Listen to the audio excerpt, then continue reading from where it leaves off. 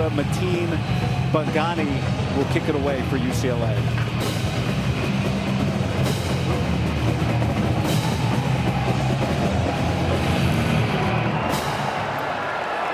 Parrish will let this one end up in his arms and kneel. And so the 25 for Max Brosmer and this Minnesota offense. Last we saw them, they were running off the field in jubilation. You heard PJ Fleck say it felt like 24 days ago. Have they turned the page? Yeah, I think they have. I mean, look, everybody's got that 24-hour rule. Good thing for this program. And Max Brosmer, he's in the office on Sunday looking at the game plan. He turned the page as well. And a big part of the game plan today in this environment, in this stadium, guy, is creating a sense of urgency offensively. They want to attack early against this defense.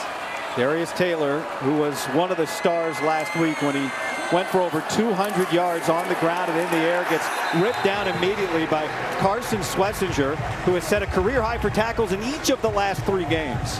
You said a star. This is an emerging star, a former walk-on. To your point, absolutely thriving. 15 tackles a week ago, 10 plus in 3 straight. I mean, he's just been all over the field. Tonight, they want to try to create lanes where he can do what he just did on that first snap, which is run through and make plays in the backfield against Darius Taylor, Marcus Major, and company. Marcus Major's come in for Taylor at the running back spot. And Brosmer's going to throw up the seam, and unable to hold on is Jamison Gears. UCLA has played a lot of too high safeties. They do it again. There's opportunity in the seams at times. We can break it in. They do exactly that. Perfectly thrown ball. And that, my friends, is just a drop from your tight end, Gears, who's probably the most athletic of the tight end group. Sets up a 3rd and long. 11 yards to go.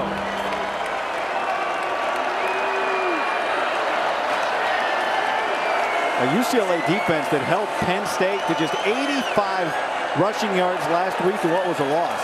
Brosmer's got to throw here, and he throws through the arms of Darius Taylor, and UCLA forces a 3 and out to start the game. UCLA, they want to play with 3 linebackers a lot today. And why do they want that? Because they believe in that man who made the play, Kane Madrano. He's a former wide receiver, turned linebacker, and they believe he can cover in this ball game. So they will not be subbing out a lot with a nickel defender and extra DB. Expect them to play 3 backers, and he's going to have a huge role tonight. Mark Crawford turns 31 at the end of the year. He's on to punt it away to Logan Loya. And that'll send Loya back inside the 30. And a nice return for him of 10 yards. And so now here comes the UCLA offense. You mentioned it, Yogi, off the top. Ethan Garbers missed the game last week, injured 2 weeks ago against Oregon in the loss. Justin Martin played well in his place last week, but Garbers returns, you see his numbers, less efficient so far this year than he has been in his career. Yeah, to the point of missing last week, he didn't get to play with this new look offensive line. So first time with his group in front of him, they'll be under center a lot tonight. They need to establish the run to protect him in the pass game. He's going to hand it off to TJ Harden, and there's not much room to run there. This is a Minnesota defense, Yogi. We came in last week. They were #1 in the nation in pass defense. And the question was, is this real? And then they held USC to its lowest output of the year. They're #1 in the country again entering this week in pass defense. Yeah, and a huge part of that is number 5, Justin Wally, coming on back after missing a few games at the corner spot. He was dynamic. He's lined up right now against the freshman Quasi Gilmer, who they believe is the most impactful wideout for UCLA. That's the matchup at the bottom of the screen. Garbers wants to throw, and he completes it to Loya, who's immediately cut down by Ethan Robertson after a pickup of 5. A big part for really both of these quarterbacks tonight, Guy, is going to be their post-snap read. Meaning they're going to get to the line of scrimmage. They both will play from under center in the majority of this game. They're going to see a coverage shell.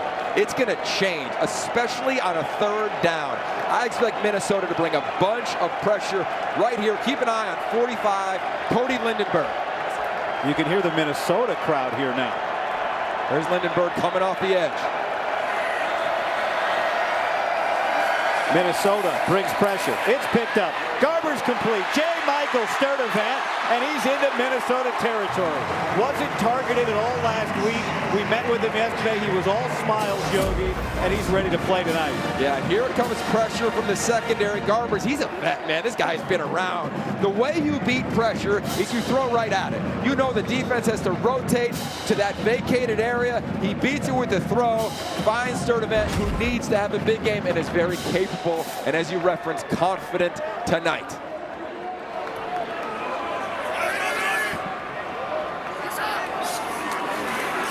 Play action. And Garbers to his tight end, Jack Peterson. And that's a healthy gain on first down. Let's take a look at tonight's Impact Players, sponsored by Auto Owners Insurance. Well, it wasn't him on the catch, but Maliki Matavao allowed that catch to happen. There's a lot of focus on him in the screen game from this Minnesota defense. Josh Carlin, look, keep an eye on this very snap right here. He's played center, he's playing guard now. He makes all the calls. We talked about Lindenberg, and I think Coleman Bryson. He's going to move all over the field tonight. You see him lined up as a backer right now. Quick throw. And that's Quasi Gilmer, and he's got a first down. And so much of those quick throws, guy, is making sure the receiver's behind the line of scrimmage.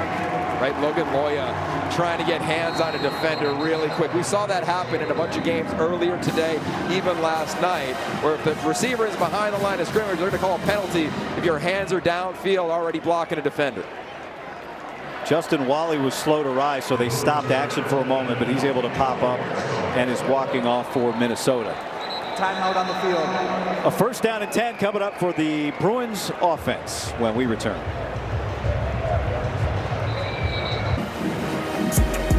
Let's take a look at tonight's keys to the game, sponsored by Modelo. Okay, for Minnesota, they got to create urgency on the sideline, right? You've got to create your own juice in this game. PJ Fleck talked to us all week about it, guy. Hey, he was playing even classical music in practice, try to lull his guys to sleep in this environment. For UCLA, they got to score touchdowns down here in the red zone, thing they didn't do against Penn State a week ago. Here's TJ Harden after 4 straight pass plays, and he gets about 3. Ethan Robinson with a neck in there. Good to see Wally coming back on the field. But for Deshaun Foster and this group, he said, we've been so close. We just haven't been consistent. If you think back to when he got the job, it was late. When he brought the staff on, it was late. And then their schedule. I mean, their opponents in the last 4 games were 20-1 in college football. So keeping this team confident was goal number 1. This drive has proven that to be pretty good thus far.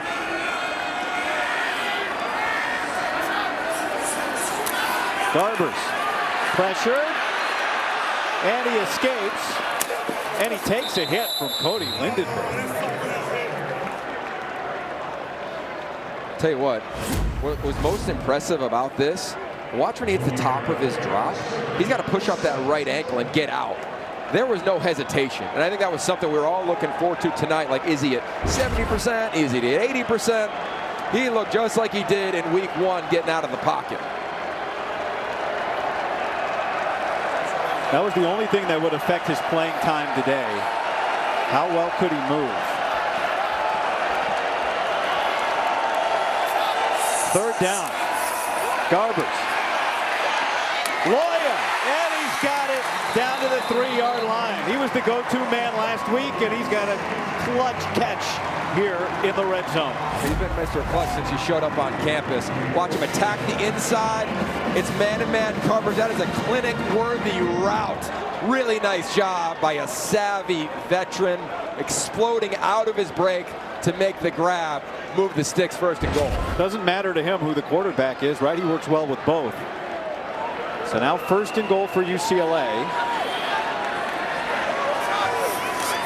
Garbers wants to throw, back shoulder Sturdivant, and it's out of bounds. Wally was there. Wally got tested a lot last week. He made a lot of good plays against a talented USC receiving corps. Yeah, did another one right there. Look, in the end zone, when your Noah Fate is coming, a DB's main job, guys, is to stay on top of the route, stay in front of the receiver.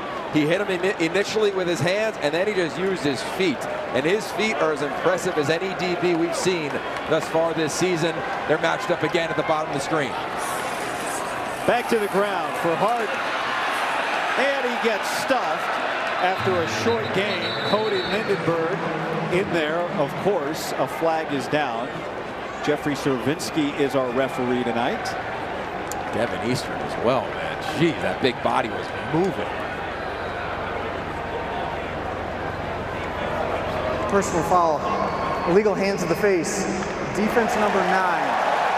Half the distance to the goal line from the end of the run includes an automatic first down. So instead of second down, first down, and it moves the ball just inside the 2. Okay, here's number 9 right there. There's Williams. Let's watch his hands. Slide up. Yeah, anytime you see the face mask go up like that, I think it's that second, third one right there. That's an easy call for the officials. And now it's about matching personnel. You just saw those bodies come in for Minnesota. Quick huddle. Look at the extra offensive lineman in the backfield. That's a big man back there. Direct snap to Keegan Jones. And he gets in. Touchdown, UCLA.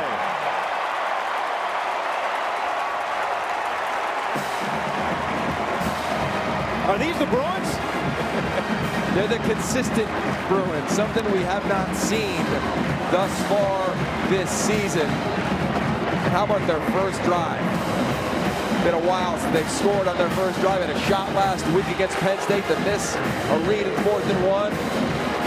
They finish what they started on this drive. The Cal transfer, Mateen Pagani, on to kick the point after. And he's got it. So after forcing a 3 and out, a flag is down. Hold on. UCLA's defense forced a 3 and out. Offense Offside. marches down. Defense number 5 lined up in the neutral zone. That penalty is declined. Result of the try is good. Timeout on the field. 7 Just puts a smile on your face right there, right? You get a big old lineman. Alani Makihila leading the way. A direct snap. The Trojans should be excited. Keegan Jones, yeah, and your coach, that former all-everything running back, he likes it too.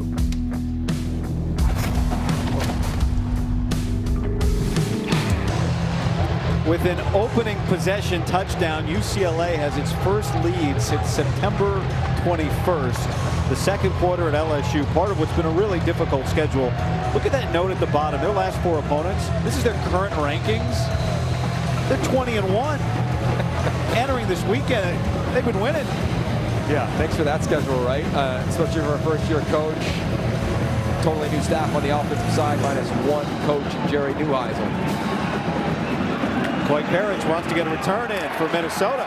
He gets a couple of blocks, and he gets upended out around the 24-yard line. Let's take a look at tonight's impact players when Minnesota has the ball, Yogi, sponsored by Auto Owners Insurance. Well, anybody could have said number 1, Darius Taylor, of course. I want to focus on Greg Johnson, the center. He's going to go up against that man, number 93, Jay Toia. He'll move all over this D-line, as will Oluwafemi Oladejo, guy we highlighted in the open. He'll play defensive end.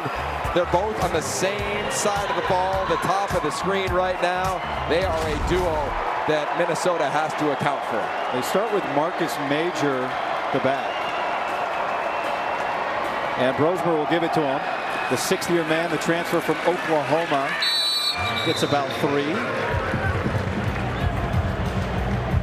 We talked about a little bit on the previous drive. UCLA is making some changes defensively in this ballgame. You're seeing them play with 3 linebackers. That's Ali Cajo coming off now. But on early downs, 1st and 10 type situations, when they think run's going to happen, they're going to roll with he, Swissinger, and Kane Madrano at the 3 linebacker position. Something that's kind of atypical in college football, guy. Usually teams have 5 DBs like the Bruins do now. Darius Taylor back into the game, and a quick throw to set up the screen. Daniel Jackson, he gets a couple of blocks, and he's able to swerve up to make it 3rd down and short. Daniel Jackson, you talk to Akaika Malloy, the defensive coordinator for the UCLA Bruins. He's the second name that he talks about after Darius Taylor. They know they have to stop him. But in this 3rd down situation, they got to stop this run game. Taylor now in the backfield.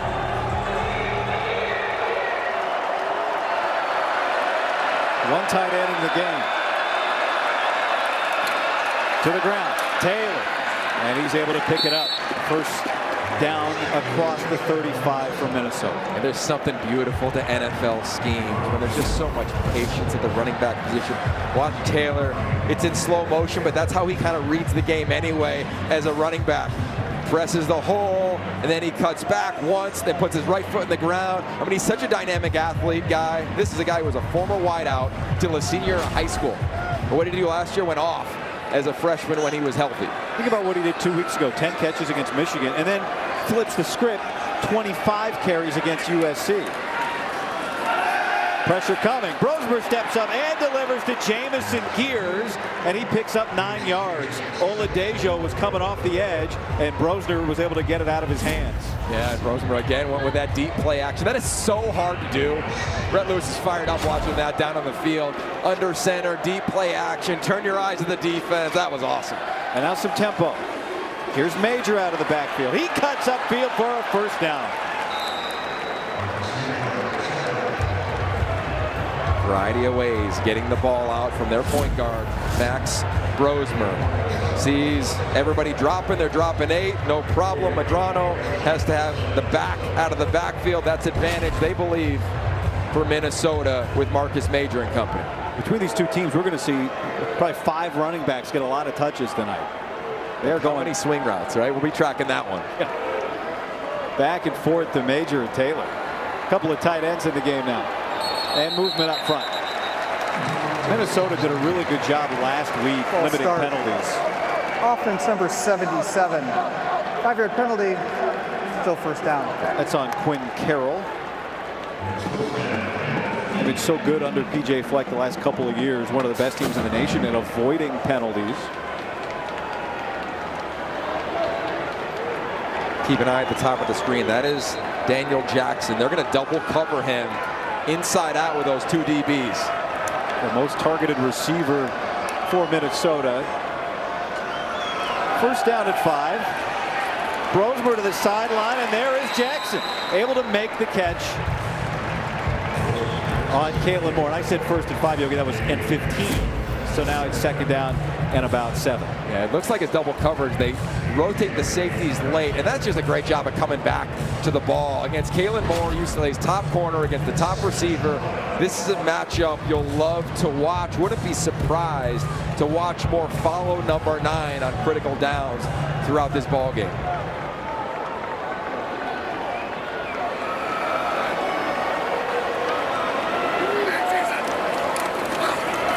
Taylor, and the edge is crashing down. Hold him to no gain. Let's go down on the field of red. You guys have been seeing that rotation with Major and with Taylor at the running back spot. 1, they want to get Major carries. He's a good player and he's earned them. But 2, want to kind of limit the workload on Taylor a little bit. 30 touches a week ago, especially after a true freshman campaign where he missed 7 games due to injury. It was a concerted effort on Taylor's part to work on his body this offseason, a routine that was put into place from a collection of staff members to try to keep him fresh and available down the stretch. He's been so productive here in the middle of October. It's third down. They've got him in the slot. Brosmer goes the other way to Jackson, and he's tackled immediately by K.J. Wallace. And this is a team that loves going for it on 4th down, Yogi. This is 4th and 5 coming up. Yeah, and it looks like it's man-to-man across the board. And you'll see as the play unfolds, they pass it off, and that's what UCLA does a beautiful job of. It looks like man-to-man. It's a great call. It's an out route with your best receiver. They pass it off, and all over it is K.J. Wallace. Mark Crawford's going to come on and punt.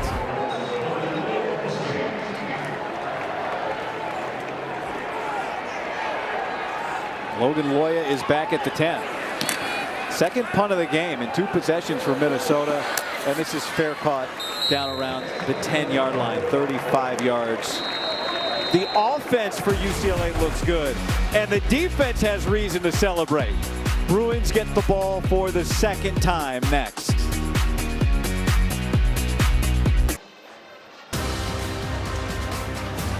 Football on the Big Ten Network is brought to you by DirecTV. Stream Big Ten football all season long on DirecTV without a satellite dish. And by State Farm.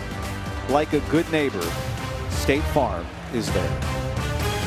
Women of Westwood being honored here tonight at the Rose Bowl. We're talking about some of the greatest athletes of all time that have come through this university. Jalen Berger to start this second Bruin drive with his first carry of the day. God, just to touch on that graphic. I mean, not just all time at this university, like all time. Yes. Right? Like Ann Myers-Drysdale is playing in the NBA. Like she gets a try with an NBA team, like a men's team, as a female basketball player. And you know the legend that Jackie Joyner-Kersee is. I mean, the history here is amazing, and to see it tonight in this matchup with Minnesota coming way west is amazing. Jalen Berger remains in the game. And Garbers gets it to Sturdivant, his second catch, and that'll bring up 3rd down and 2. Okay, Guy, when you go to Ethan Garbers and you look at his time this year as a starter, he has been sacked 14 times. He has less than 3 seconds to throw. He's trying to hang on to it as much as he can, which means he's getting hit a lot. What are we seeing tonight? The ball is out, man. It is out. He is very rarely holding on to the football. This is one that got to convert. Keep an eye on Loya at the top of the screen in the slot.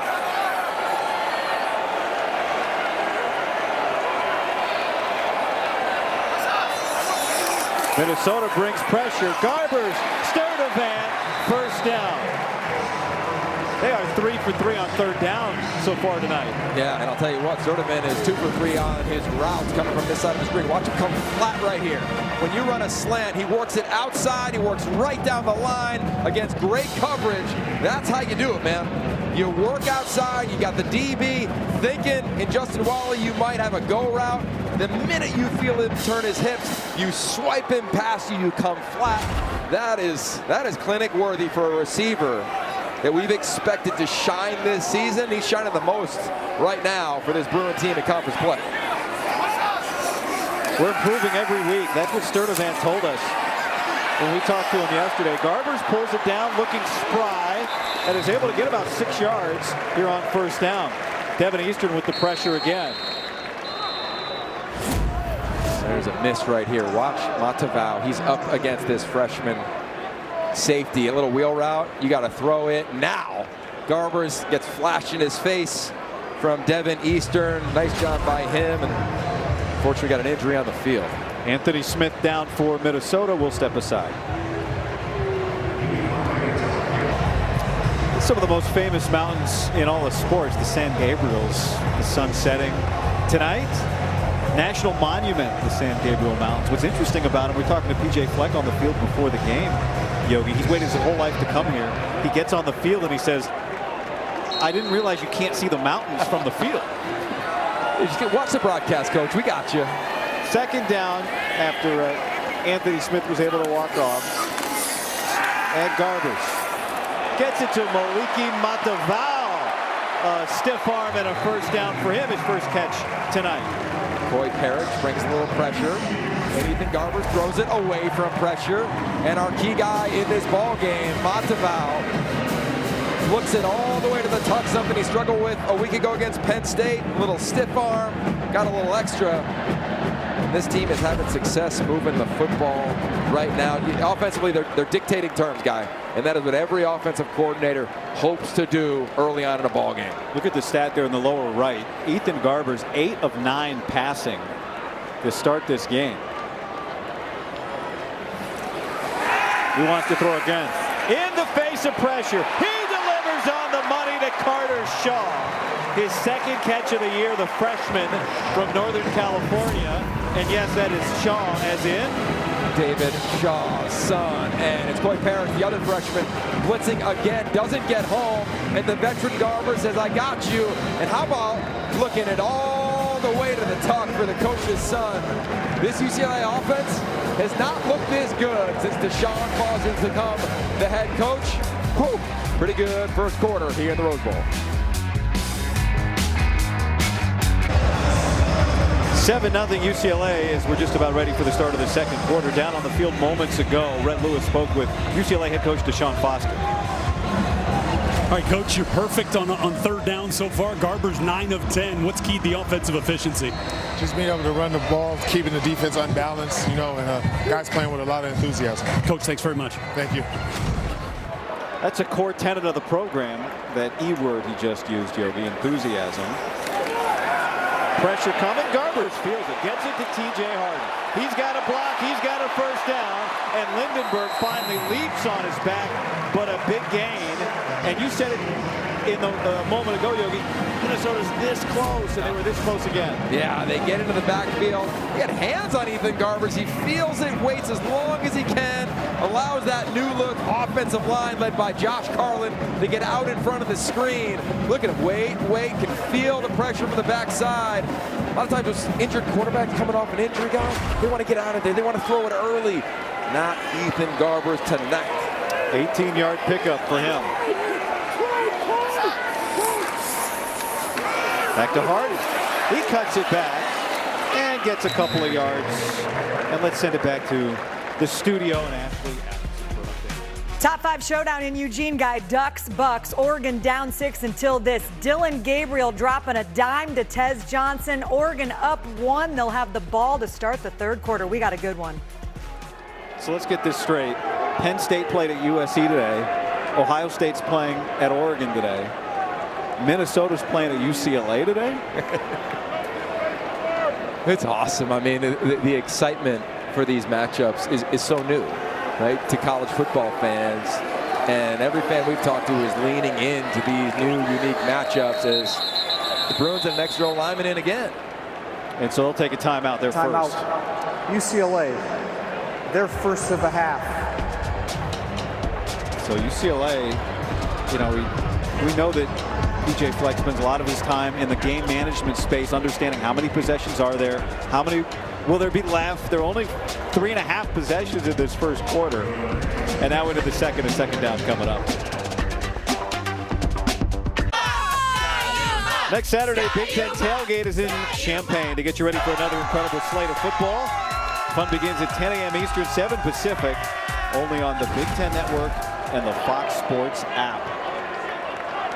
After the UCLA timeout, 9th play of the drive is Garbers. Plenty of room to step up and then throws it behind TJ Harden. A rare incompletion for the Bruins tonight. I'll tell you what, really nice job by the coverage of Minnesota there. Garbers wanted to go to Carter Shaw, was holding, then his discernment, which is why he's a veteran quarterback, said, no, check it down. The miss on the check down, but to me, that's a big win for Minnesota defensively. Again, the true freshman, number 3, Coy Parrish out there trying to defend Deshaun Foster's offense. 3 of 3 on third down so far tonight.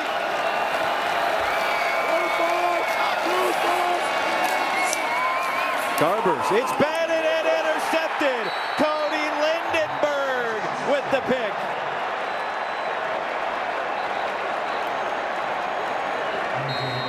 A big stand for Minnesota's defense. And there is a flag on the field. Cody's not letting that football go. Interception. Sideline warning, Minnesota. It's their first of the game. There's no yardage assessed to that penalty. Timeout on the field. Well, it was Devin Eastern, a guy with a big game a week ago in his 20th start. Watch 91 in the middle, get that hand up, bats the ball, and then to his 5th-year senior, Cody Lindenberg, making the play. Changed the momentum of this game, and the enthusiasm that Minnesota needed, they showed it on the sideline after that.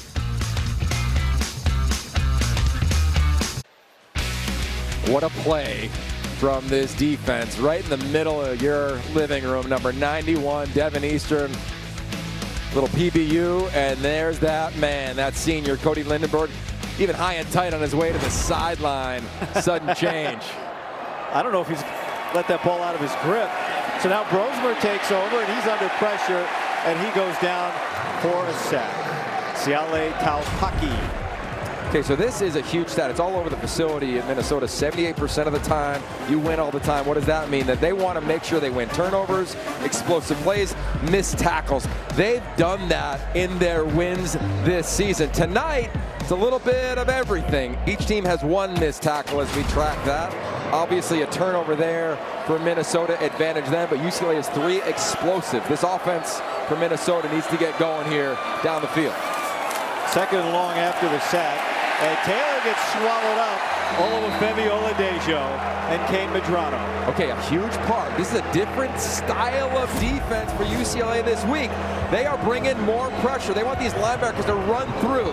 That means don't hesitate. And against this zone running game, these athletic linebackers led by 20, Kane Medrano, and number 2, Olufemi Oladejo, they are making plays in the backfield. They want to immediately impact this patient running style. They've run for 1 net yard tonight. They ran for 193 last week.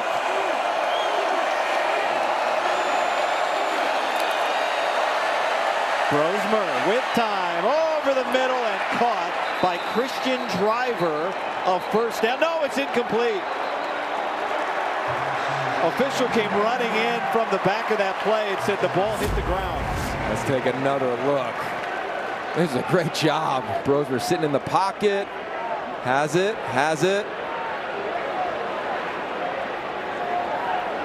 I would say he does not survive the ground, right? Yep. That ball moves independently of his grip. We've seen that earlier today in a couple games around the country. Looks like a catch. But to your point, guy, you got to survive the ground when you go to it. I think as you slow this thing frame by frame, that's a really good call if that is the case. But man, this is tight, and if you're a Minnesota fan, you're used to really tight ones the last couple weeks, man. They had the review go their way late against USC last week.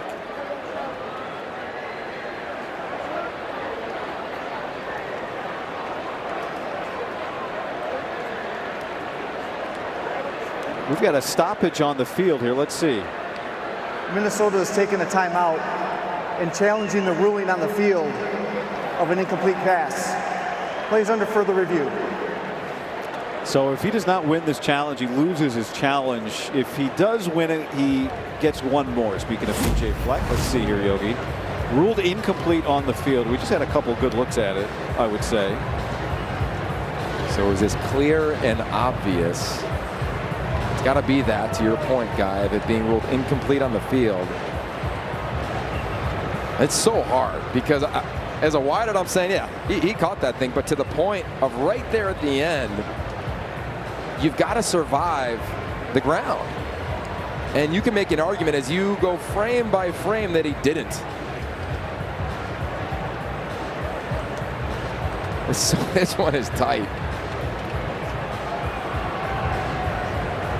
I think that look at it right there speaks volumes. After further review, the ruling on the field is confirmed. It's an incomplete pass. Minnesota is charged a timeout, and they have no more challenges for the rest of the ball game. 4th down.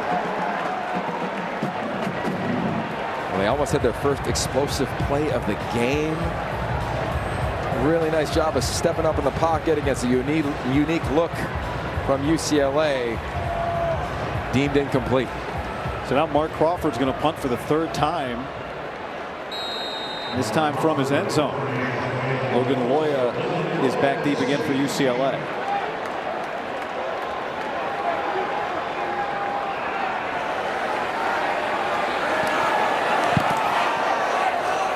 A low liner, and Loya's going to fair catch it. Really good starting field position here for UCLA. Experienced the expanded Big Ten Conference like never before with Big Ten Plus. Stream thousands of non-televised live events across the Big Ten. Plus, enjoy next day game replays for every Big Ten game. Subscribe right now at BigTenPlus.com. It was interesting, Yogi, going out to UCLA practice yesterday, talking to the players, the coaches. If you thought they were down because they were 1-4 and 0-3 in the Big Ten, your mind would have been changed. You wouldn't have known their record. They were such an energized group. Here's Keegan Jones, and he's able to Burrow, he didn't actually get back to the line of scrimmage. Short loss. And this team wants to run the football. I think it's been frustrating for this offense, especially with Deshaun Foster. Eric Bieniemy is the head coach, offensive coordinator. Their illustrious history as players. They want to control the line of scrimmage. But a big part of Deshaun Foster's program is right there on the screen. His 3 pillars: discipline, respect, and enthusiasm. Your point from practice yesterday, they look like a team that was undefeated the way they finished practice. The enthusiasm was off the chart. It's actually sometimes harder for coaches to come back from tough losses than players. Here's a little flip inside, Quasi Gilmer. That got blown up by Devin Eastern, and then the help comes. Good start to this game for 91. Yeah, massive start for this man, and he is a big dude at 6'6", 310. And this defensive front on this drive, they have gotten vertical. They have pressed that offensive line, have won the previous 2 snaps. So here we sit on 3rd down. What do we know about Corey Heatherman, the defensive coordinator for Minnesota? He's an aggressive dude. I'd expect pressure, but in a unique way. Maybe not from the safety position like we've seen on previous drives.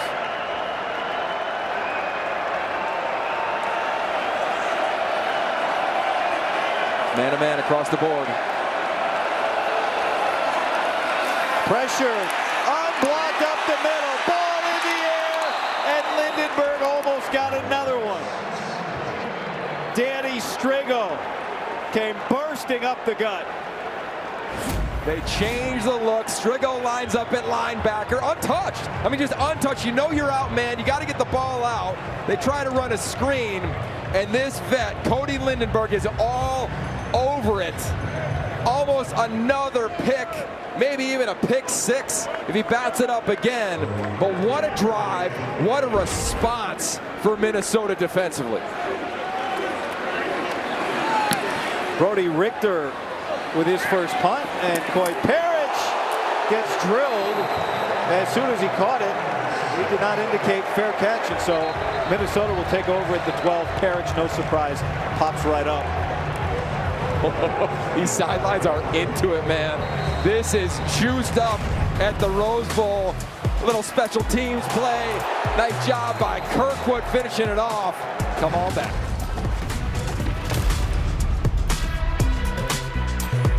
Of the kicking team used the crown of his helmet and targeted the receiver. Number 3 is disqualified from the ball game. You just heard the 15-yard penalty is enforced from the 13-yard line at the end of the run. First down, Minnesota. They reviewed during the break the hit by Quasi Gilmer on the punt, Coy Parrish for targeting, and you could hear the review, crown of the helmet on a defenseless player. And so UCLA loses a receiver on this play, and obviously a very good special teams player for the remainder of the game. And he's a guy that this UCLA staff has loved his ascendance within the receiving room, and for Minnesota, a guy that they had to key in on. He will no longer be a factor in this one. And that helps with the field position as well for Minnesota. As Brosmer goes under center to start this drive and hands it off to Darius Taylor.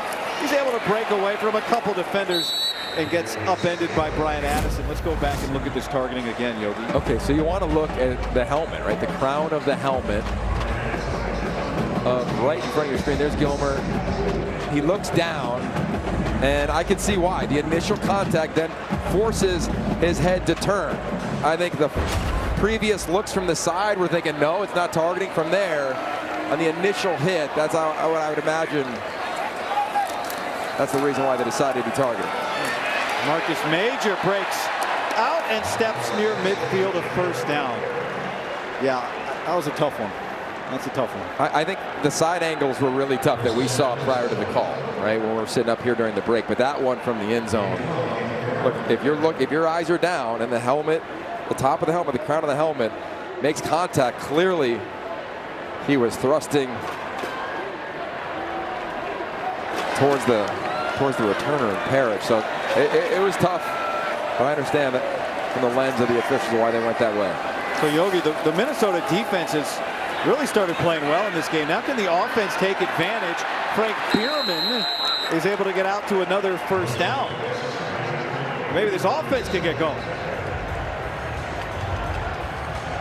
Look, energy is an ebb and flow in a college football game. We're looking at this team now do what they did against Michigan, which is some tempo. You saw that in the second half of that game. Thought we might see it a little bit last week against SC, but they ran it so well they didn't have to. Now I think they're trying to find a rhythm for this offense.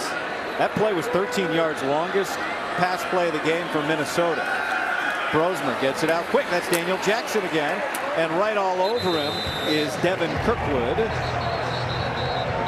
Keep an eye here. This might be another instance of looking at targeting at the end of that hit.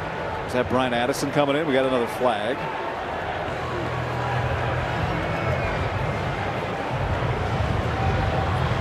UCLA had so much momentum, Yogi, with a crowd filled with so many Minnesota fans. Personal foul, targeting, defense number 4. 15-yard penalty from the end of the run, includes an automatic first down. That play is under further review. So this is Brian Addison. It's going to happen late. There's the initial tackle. Don't mark it up. And here we come at the end. And we saw one of these last week in college football where it wasn't called that, and they said it should have been. So this is hard.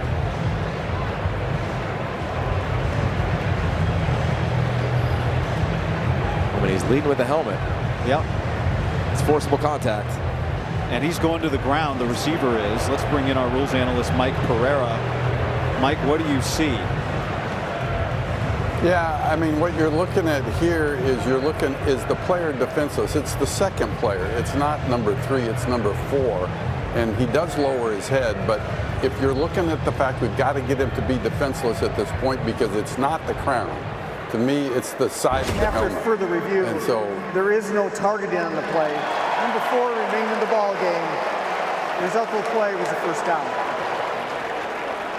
And that is the right call because he wasn't defenseless at that point, and it wasn't the crown. It was the side of the helmet. It only has to be crown. Got to be at the very top of the helmet, that 6-inch radius. Yeah, nice shot by the officiating crew, cleaning that one up. Great explanation there. You saw the receiver still trying to move forward. And to his point, wasn't defenseless. And so it's a 2nd and 6.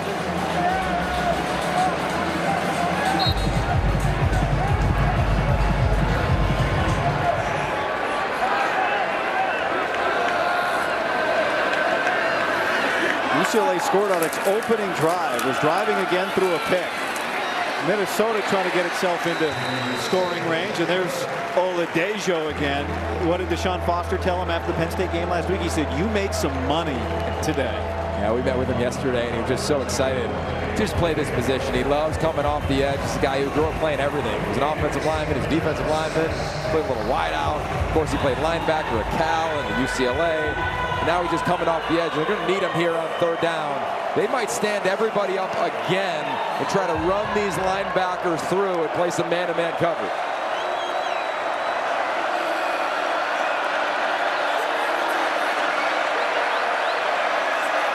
There's some noise here at the Rose Bowl. 3-man pressure. Brosmer into traffic. Did Jackson catch it? Yes, he did. Now this is going to be very near a first down. Watch his hands here at the bottom. Just go get the ball, tuck it away.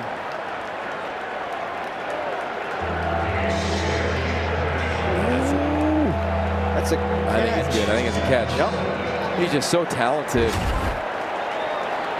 Nice job on those situations. Guy is a wideout. That's why he's such a vet. He's so fun to watch. He knew where the sticks were. He knew exactly where he had to put his plant foot in and break flat across against that man coverage. First down, the result of the play. And now Deshaun Foster is going to use his 2nd timeout on defense. Minnesota driving. 32nd timeout.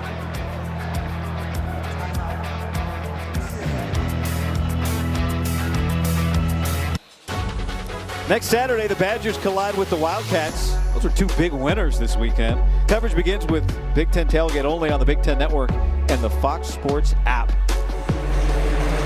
It's going to be a fun one.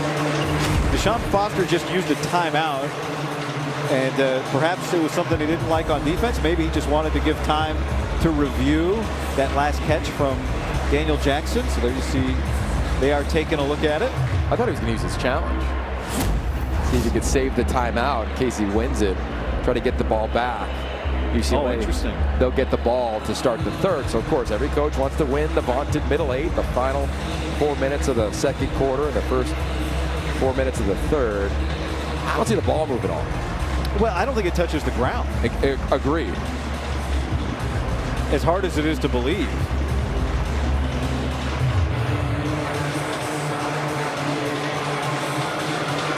Called the catch on the field. I don't think there's enough clear and obvious evidence to say this is incomplete.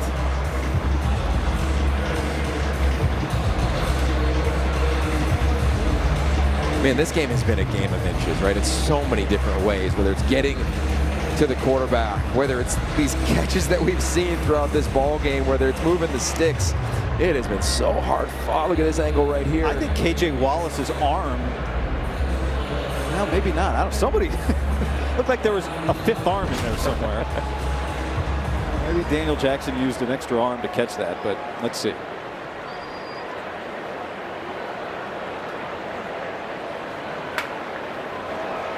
After further review, the ruling on the field stands as called.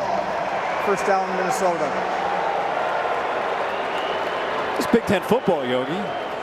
Right? Every little thing matters so far. Well, we talked to PJ Fleck about that this week, and even on the field, he goes, man, every week it's tight. He goes, I know this one's going to be that as well. He told his team that. Both coaches, ironically, use a boxing analogy in advance of this game. And this has all the makings of a 12-round fight. Best drive that the Gophers have put together. First down and 10, the result of the play. Brosmer, quick turn, pressure, Oladejo can't get to him. Brosmer stays on his feet and lives to throw it away. Guy, just watch Jay Toia right here. I mean, this is a man amongst the rest of college football. There he is. Watch his effort the whole play as this play unfolds. Driving, two bodies, no problem. He's got it. He just keeps pushing. Watch him redirect here. The athleticism spins out of it, trying to chase down Max Brosmer. I mean, this is one of the more dominant defensive tackles in all of college football, double teamed on almost every snap. Transfer from USC. Second down. Trying to get the ground game going, and it won't happen here. Okay, third down. What does UCLA try to do in this ball game is break a lot of tendencies that they've shown through the first 5 games of the season.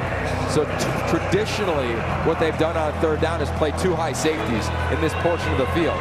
I think they'll start that way and rotate down to 1 high safety, bring some pressure from depth. As you see big 93 standing up, Jay Toia.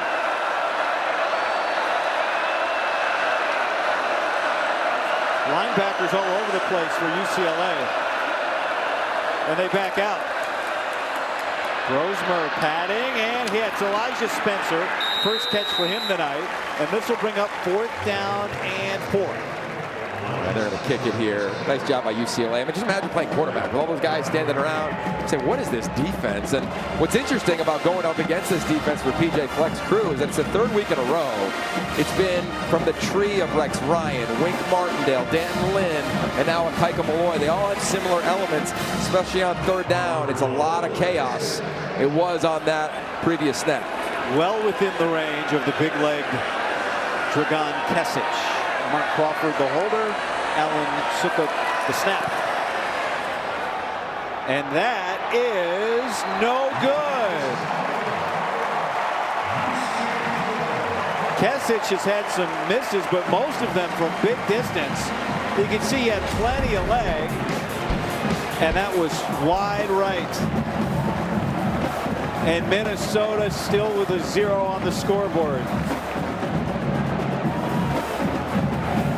Man who does not miss often. It's got to be inside of the upright. And because it's above the upright, that's not reviewable. It's so hard to know, Yogi, when did it go over, right? And I mean, they have the best look. They're looking straight up. I think from our initial look, we're thinking he made it. It did look like it came off his foot. A little funky. Yeah. So UCLA takes over. Garber, quick throw. That's the first catch for the tight end Bryce Pierre tonight.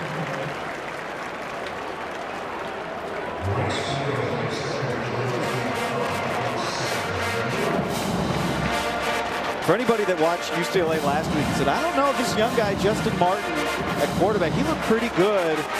Maybe we should stick with him. I've seen a nice answer from Ethan Garbers tonight. Yeah, I think this is a really healthy quarterback room. Guys championing one another.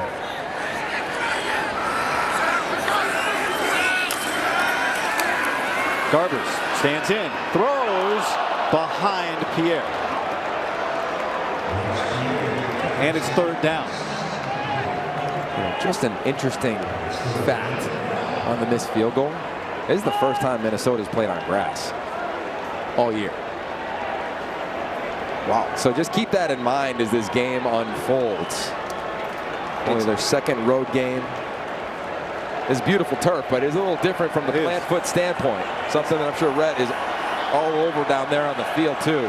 It's 11/16 high of Tahoma Hybrid Bermuda. Well, there you go. Of course it is. The golfer would say that. Third down.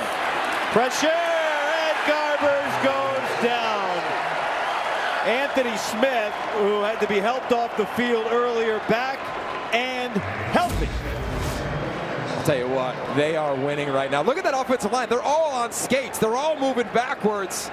And this front of Minnesota, after the first about 17, 18 minutes, are saying, hey, we stop the run around here. We make plays. We penetrate the backfield around here. They've done that the last two drives. Coy Parrish has been a big play returner for Minnesota. If you watched him 2 weeks ago against Michigan, you saw him have a massive return that gave the Gophers a chance to come back and win that game. He doesn't like fair catching it, does he? 40 yards on the punt. A flag is down.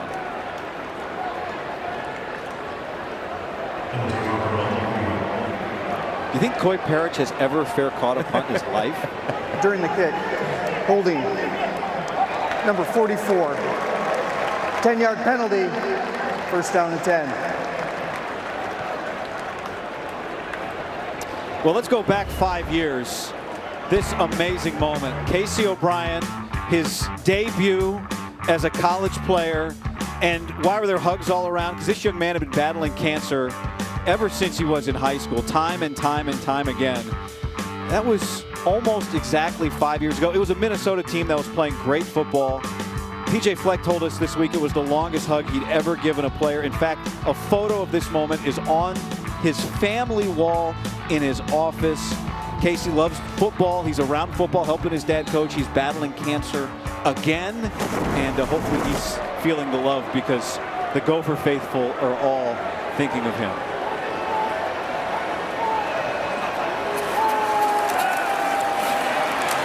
Here's Brosmer taking a shot after the change of possession, and it's out of bounds.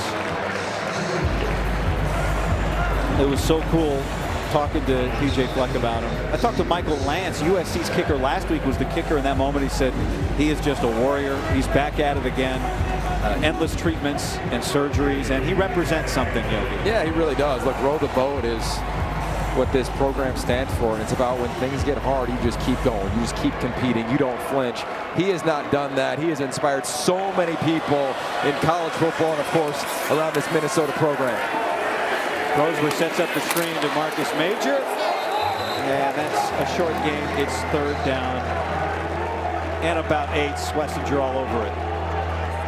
Okay, here we are on third down again. UCLA has had success on third down the last few drives in terms of when they stand up this defensive line. Oluwafemi Oladejo getting the crowd, the student section ramped up.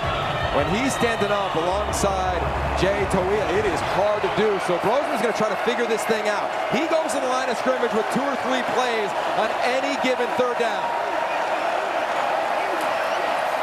Gets it out quick. Daniel Jackson flag down. Schlesinger all over him. We'll check on the penalty. UCLA's doing a nice job, Guy.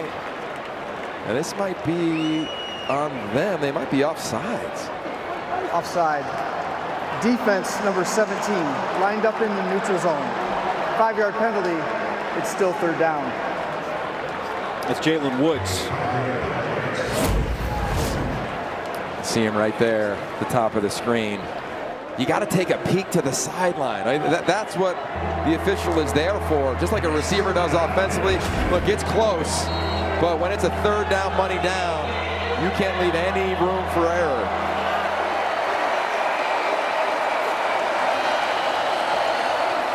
So instead of a punt, it's third down and 2. A reprieve for the Gophers. Pressure. And Darius Taylor avoids what looked like it was destined to be a 3-yard loss and picks up the first down. Wow. How about Carson Schlesinger is finding his way right there in the middle of your screen. His athleticism avoids. He's got his shot right there. But the patience of Taylor is just so good. And Nick Callerup kind of finishes off that last block to allow him to move the sticks. 2-minute timeout. Minnesota trying to get it to the end zone before the end of the first half.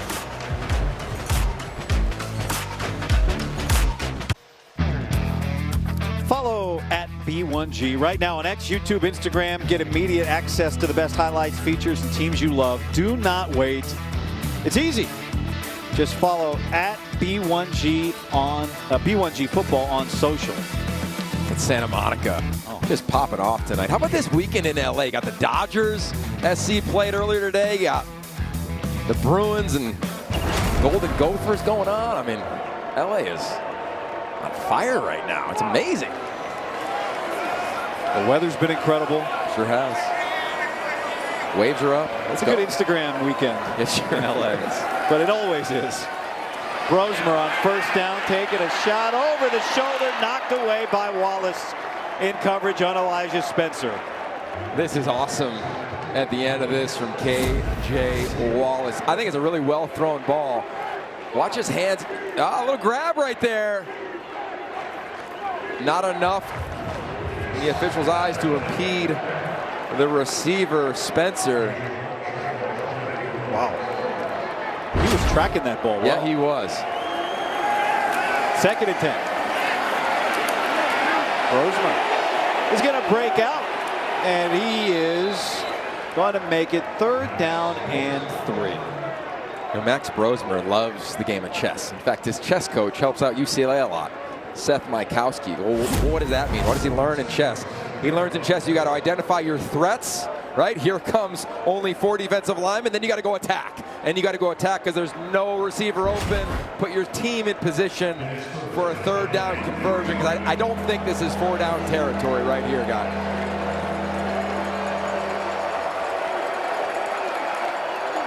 UCLA will get the ball first in the second half.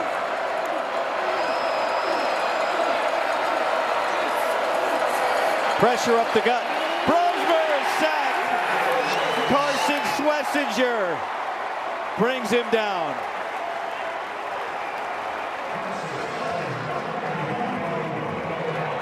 Not only did Schlesinger do a nice job, but this is UCLA's defense. Watch right here. That's Troy Stewart. You think he's going to be running with the motion, but he stops. He stops. I think Max Brosmer thought he was running with him. Again, it looks like man. It is for some of the receivers, but it's also an element of zone. Nowhere to go. Pressure right up the middle. Brosmer's trying to get rid of it to his wide out. Nothing doing. And Akaika Malloy has been dialing it up on 3rd downs in this 2nd quarter. Akaika Malloy from Oahu, a former walk-on at the University of Washington, the defensive coordinator for UCLA. Carson Schlesinger, a walk-on, who is one of the leading tacklers in this league. He and Aiden Fisher entered play today at the top of that list.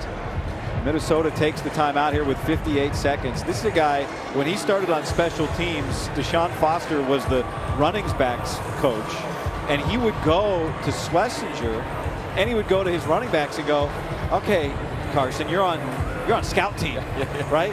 Are my running backs doing what they're supposed to do? And Schlesinger would tell Deshaun Foster whether they were. Well, you know, he played nearby here at Oaks Christian, which is a powerhouse high school. And he was a dominant player in high school. I mean, he's the guy who was talked to his high school coaches, anybody who's been around him, his teammates in high school. Everything he did was 110%. He's that way now for the Bruins, and he was on scout team. Good finish here in the first half. Dave, Ashley, Marcel, Anthony coming up for the Big Ten Live halftime report. One timeout, under a minute for UCLA, as Loya's got to go backwards to get this off the foot of Crawford. Good punt, but Loya sets it up. Was able to get out across the 35.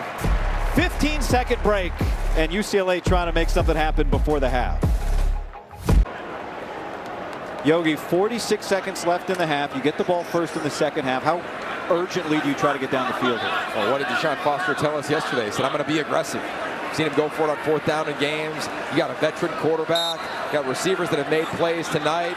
Look, I get they've struggled in protection, but I'm going for it here. Garbers, long throw, sideline, caught. Titus Mokiao Atimalala back from injury, and a big catch there as he gets out of midfield. And this is beautiful. Right over right there, number 20, Jack Henderson's head. That is firm with an arc to the sideline to a guy they have missed at wide receiver. Wasn't sure how many snaps he was going to play tonight. Haven't seen him a ton, but that was a big play there. If you're thinking about field goal range, they need to get down around the 38-yard line to get into Bagani's range. Garbers has completed passes to 9 different receivers in this first half. And now he steps up, looking for the sideline, gets a couple, stops the clock at 34 seconds. Minnesota is so hard to go against defensively, guy, because when they bring pressure, all of the defenders know where there's open areas, and especially when the quarterback tucks in and run, there usually isn't a lot of space there. Nice job by Ethan Garbers not creating a negative play, and a nice job of disguising the blitz from Minnesota off his right side. I'd expect Minnesota to bring it again here.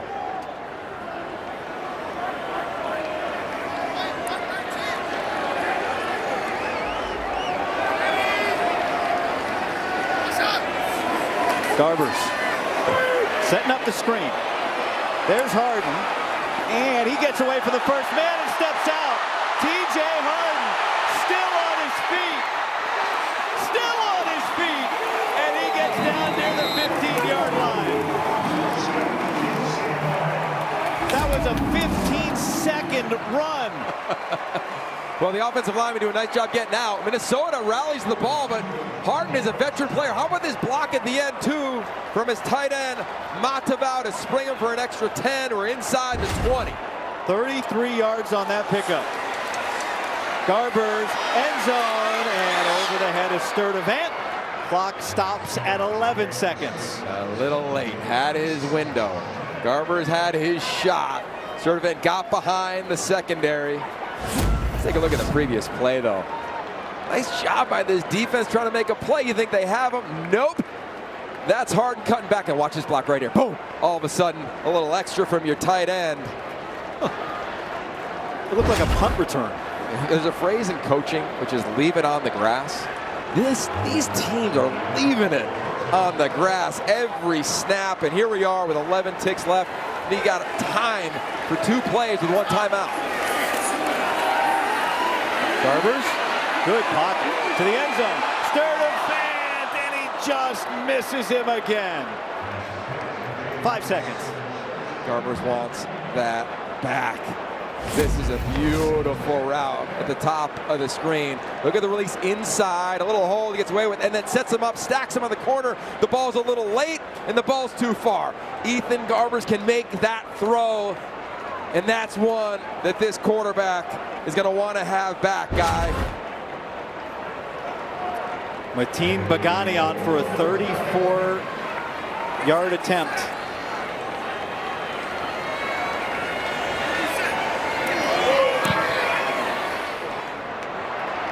And he's got it. UCLA hits halftime, leading 10-0.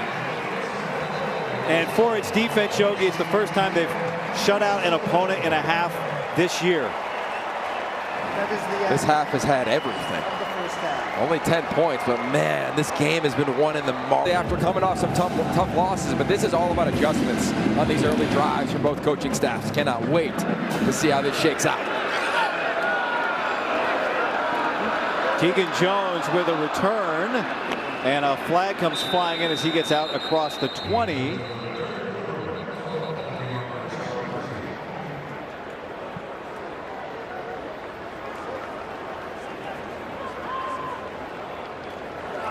Holding return team number 21. 10-yard penalty. First down and 10. Let's go down to Rhett Lewis on the field. Rhett? Yeah, BJ Fleck just told me we could not have played a worse first half. Coming out of the locker room there just a second ago, said that he wants to see, quote, anything and everything from his offense to get going. And Yogi, something to follow here. He said they've noticed those single high looks from UCLA's defense and some of that movement in and out of the odd fronts. It'll be interesting to see once they get the ball back here, if they can get a stop, what those adjustments are going to be.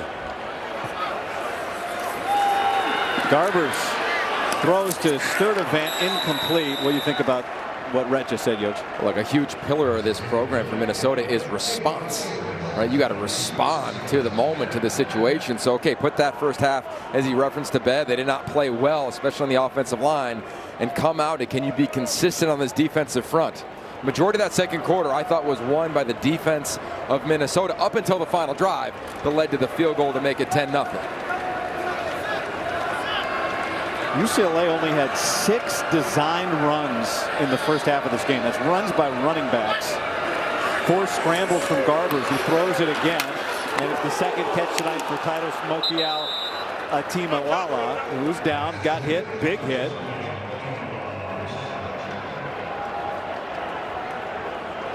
Well, 78%, that is the one of the rally cries for Minnesota, right? You win all 3 of these categories, you win the game, and well, they're winning. Minnesota's winning just 1 of the 3. Yeah, it's a little hit and miss, right? Minnesota got that turnover on the interception, so they're winning in that regard, but they've got to find some offense. The way you do it is you get a stop here on 3rd down.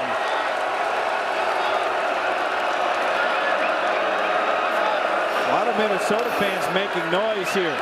Garbers is sacked. Jack Henderson gets to him. Adjustments. I mean, it's why this sport is the greatest sport on planet Earth, because coaches go in at halftime and say, okay, what do we need to do differently? Look at number 20 right in the middle there. That's Henderson. He loops inside. The offensive line does not pass it off. Not good enough communication. And boom, the effort from Jack Henderson gets right past Josh Carlin for a big negative play. Brody Richter to punt to Coy Parrish. And this takes a Minnesota bounce. They're going to have great starting field position on their first possession, but they're going to try to move the ball on a defense that played well in the first half. Well, look, UCLA came out and played a totally different defense than they played schematically all season long. They changed up their fronts. They brought pressure from depth with linebackers. They played at times with 3 linebackers. They completely shut down the run game of this Minnesota offense that we saw a week ago absolutely shine. Are you kidding me? Darius Taylor, only 13 yards, would not have predicted that. So again, here we go. Coach Harbaugh, Greg Harbaugh, the offensive coordinator. He now sees the scheme that Akaika Malloy deployed in the first half. What are his adjustments?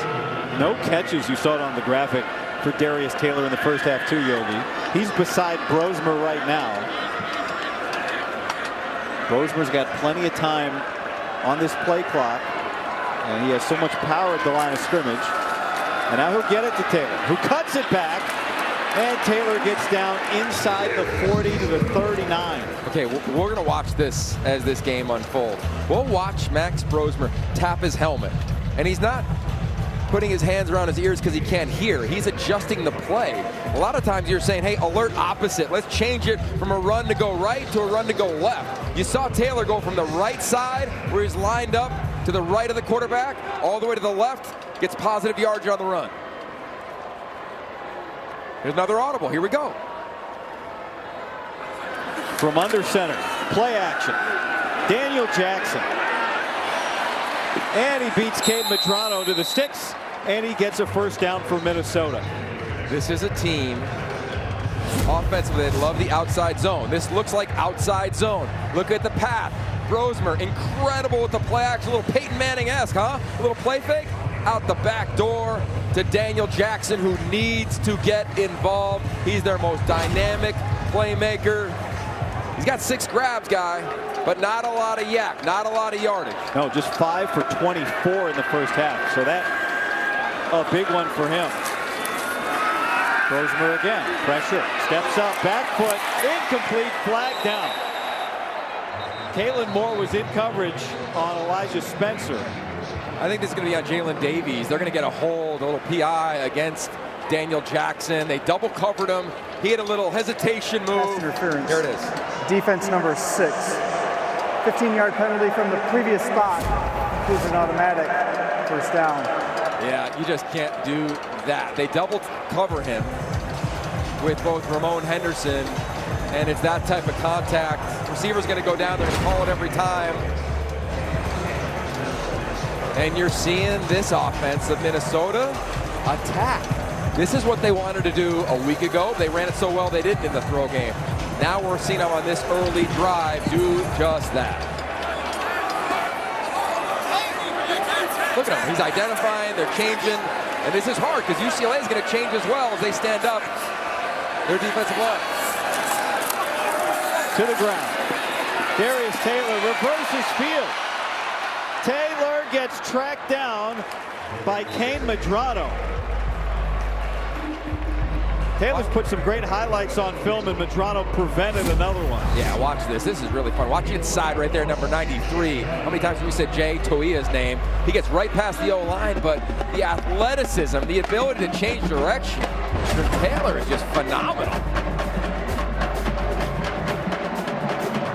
2nd down and 9. This drive started with the best starting field position for either team tonight in UCLA territory. To the tight end. And Jamison Gears gets brought down by Ramon Henderson, the Notre Dame transfer. And now it's 3rd down and long. I love when play callers go back to the well. That was the play they had success on out the back door to Jackson a couple snaps ago. Henderson all over it this time on the motion. So on 3rd down, you got to go to your best play down here. I'd be isolating number 9, Daniel Jackson in the slot, lined up against Brian Addison, the 6'5" safety.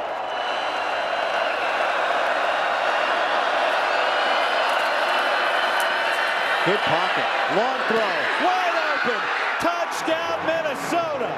Elijah Spencer breaks the seal for the Gophers.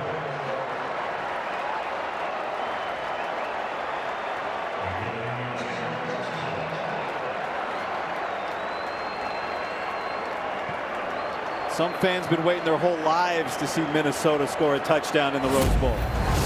The adjustment from this offense has been incredible. It looked like man-to-man, and it was zone, and Kalen Moore got caught up covering the widest wide receiver.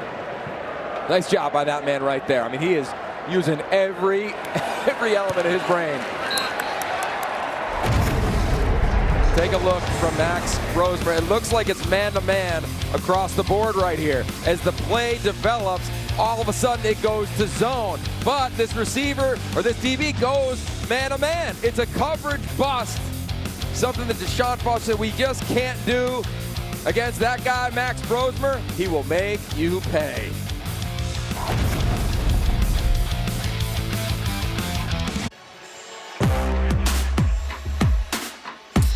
Night has come here in Southern California, and Minnesota has entered the end zone for the first time. Take a look at tonight's coaching profile brought to you by Discover, the man who said he would not enter the Rose Bowl till he coached in it, PJ Fleck. Last week, another really impressive win. The win over USC. Of course, you go back to the top 15 wins before that. The Penn State win ended almost like last week did. And he told his team last week, we're the best 2 and 3 team in the country. Now they're a 3 and 3 team, trying to overcome maybe the high, all the attention of last week. I don't know if that's affected them tonight, but they just found the end zone, and it does feel like they've changed this game.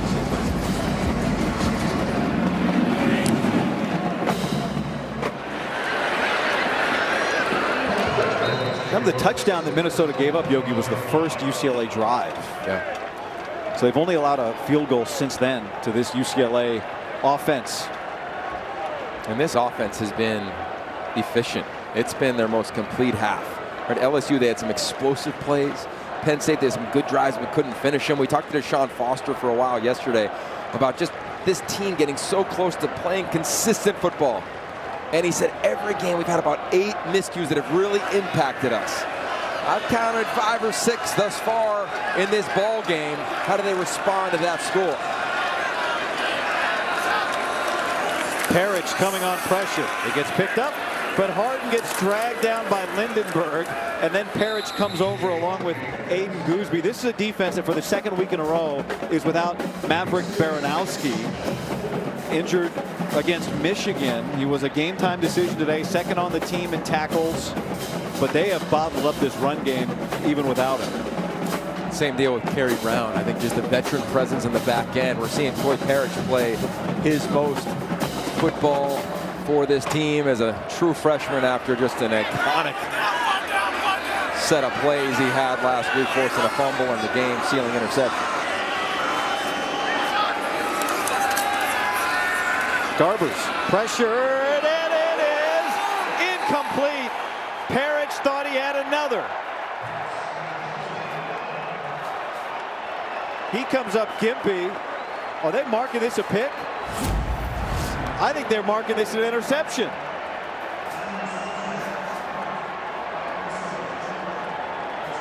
That is going to be close. Oh, they have given Minnesota the ball. Coy Parrish. Oh, and ruling on the field, interception is under further review. How about the pressure from Jackson Howard and company? Landed right on that right ankle of Ethan Garbers. It took off any juice that would have been on that ball, and the break from Parrish. I mean, he looks like Travis Hunter out there, man, just laying out for that one. It's a great comp. He's got about 15 friends and family in attendance to this game. This is ruled interception on the field. Change of possessions automatically reviewed. You got to survive the catch as the ball moves. Right, if the ball hits the ground while he has control, then it's a catch.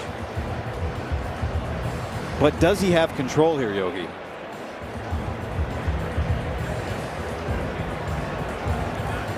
Mike Pereira's watching this from across town. Mike, what do you think? Yeah, we're looking at control here. Does he have control? Does he maintain control of the ball all the way through the ground? After further review, the ruling on the field of an interception stands as called. First down and 10, Minnesota.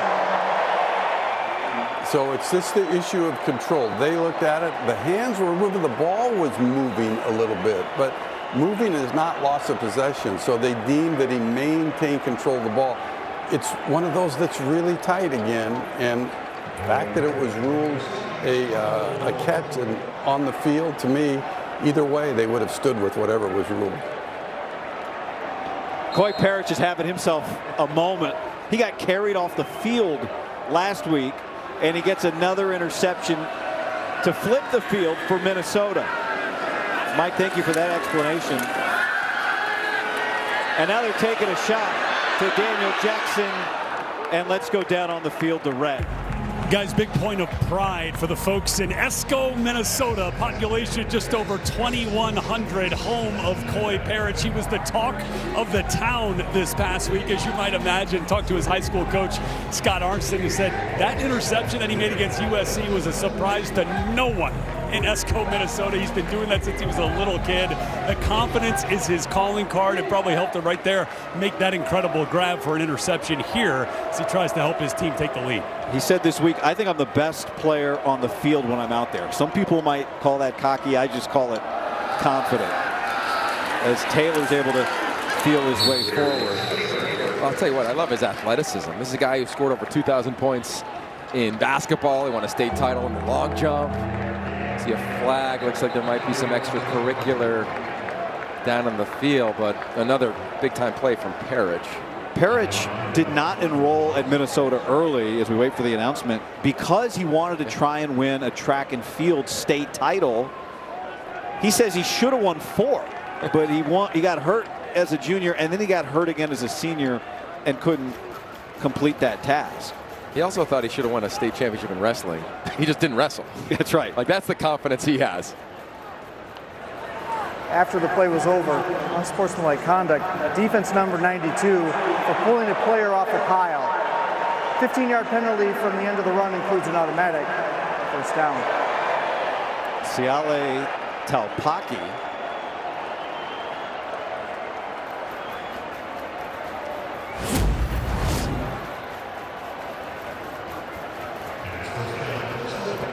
See that leg right there? And he's trying to pull the Minnesota player off of his teammate. I don't know about that one. I'm going to disagree with that call. First down and 10 for Minnesota. Brosmer to Taylor. One-on-one Kane Medrano, and he's able to stop him for a short gain. Again, we started talking this game like UCLA defensively. What package do they go with? They're going with 3 linebackers on this play. Again, Minnesota goes back to the well, something out the back door, and Medrano's all over it. This is a guy who was a former wideout turned defensive player. He's really emerged as one of the top players on this defense, as the Bruins again have 3 linebackers in Ali Cajo along with Schwissinger. And that was the first catch of the night for Taylor. He's one of the best pass catchers in the nation among running backs. End zone for Jackson, couldn't bring it in with one arm. And now a flag comes in. He was doing battle with Kalen Moore. And this was good battle. I thought Moore looked back to the ball when it was in the air. We'll take a look at it again. Frustration on 2 straight plays, or 2 of the last 3 plays for Deshaun Foster. I think the penalty could have gone the other way. Interference. Defense number 9. 15-yard penalty includes an automatic first down. Let's take a look at this. I'd be curious too if Jackson ran out of bounds. Again, you got to impede the arm. Let's see if he steps out, guy. And I don't think so. Can he get that right arm up? That is what they're looking for. I don't know. He's kind of pushing and holding off the DB as well. I mean, Moore did get him with the other hand as well before the ball arrived, right, with a push. So now it sets up 1st and goal. Taylor turning down to the 1. Minnesota scored a moment ago, and then the interception from Coy Parrish setting this up. Here comes an extra offensive lineman in for Minnesota. I got a feeling the conversation at halftime was pretty blunt. Offensive line, we got to come off the rock. We need to run the football.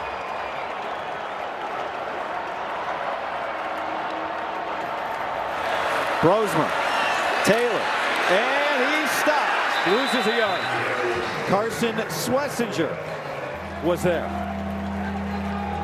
How about that? The initial push from the left side of that offensive line put UCLA into the backfield, but the linebackers, again, scheme-wise, they want run-through. They want to run through and put enough defensive linemen on every O-lineman so there's a body on a body.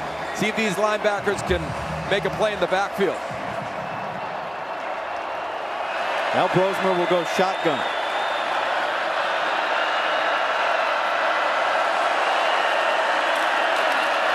Back to Taylor.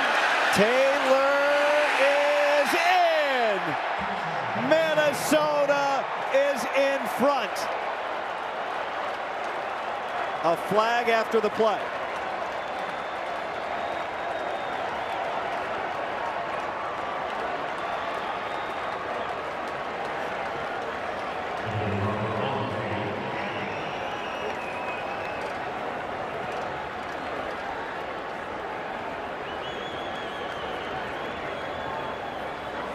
All set up by the interception from Coy Parrish.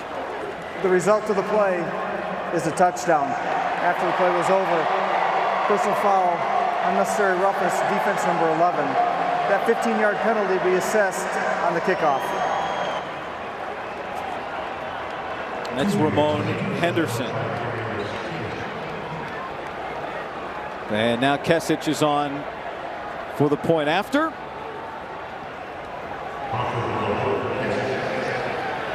Boy, nothing's been easy tonight for Darius Taylor, but he's just kept swinging.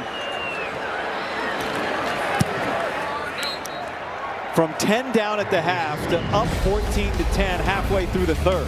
How about the true freshman with the interception? One of the plays of the night. Excitement from him and excitement watching that offense. Darius Taylor following that offensive line and keeping his feet moving. We got a game, and PJ Fleck, first time at the Rose Bowl, he's enjoying this one. There he goes.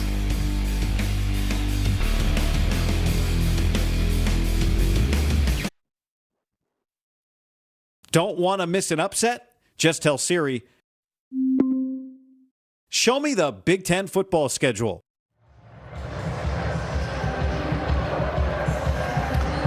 A 14-10 game here. You think back over the years, countless legendary moments, legendary games, including some that you coached in, like in 09 when you were on Pete Carroll's staff, Yogi. What was your record here? 3-1, lost the first one to Texas, and then won the next three, Michigan, Illinois, and that one against Joe Paterno and Penn State. Wow. So many stories from this place. I mean, you walk in here, you're so humbled, right? Keith Jackson, this is the Kirk Herbstreit booth. You get to stand, I think it's one of the greatest perches in all of sport. What an honor, man. The penalty enforced on the kickoff, so that goes well out of the back of the end zone. And let's go back to Ashley Adamson with a studio update. Guy, they are going to be celebrating deep into the night in Eugene. Final seconds of Ohio State, Oregon. The Buckeyes down one. Will Howard nowhere to go. That is how this thing ends. The Ducks win it 32-31. Oregon's highest ranked regular season win in school history. Wow. How about that? Oh, we'll be watching that one late tonight. All the highlights afterwards with Dave and Ash and company. Jalen Berg. I mean, you think about Oregon. They've played some classic games on this field. Ohio State, right? I mean, it's amazing. This stadium was built in 22. The first Rose Bowl game here with the Big Ten team was in 1923. Big Ten teams have been coming to Pasadena before it was in this stadium. The Tournament of Roses back to 1901, 1902. So the point, Yogi, is these matchups feel new, but they're also in the fabric of the history of the sport. Second down.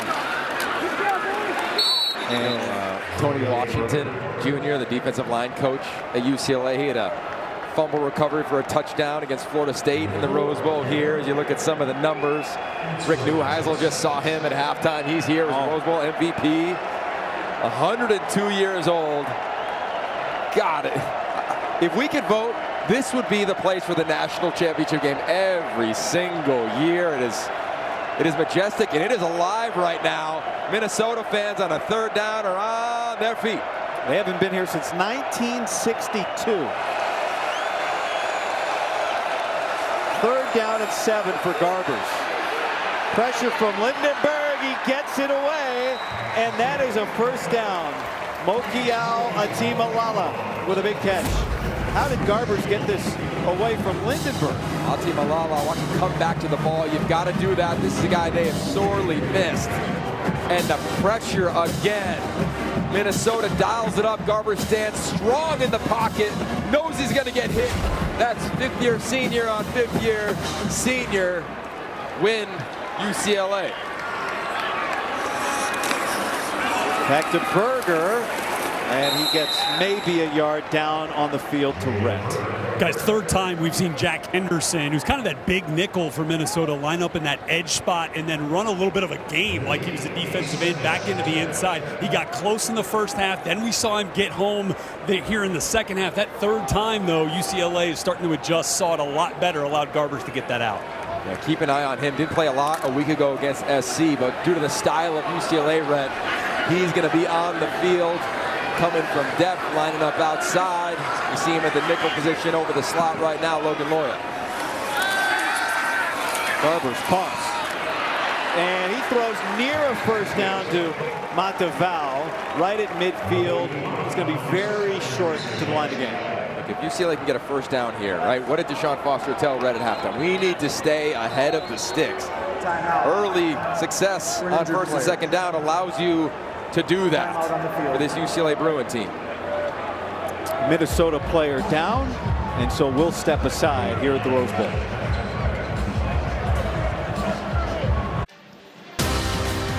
Football on the Big Ten Network is sponsored by Auto Owners Insurance, simple human sense, and by Jared. See how luxury is getting personal this holiday only at Jared.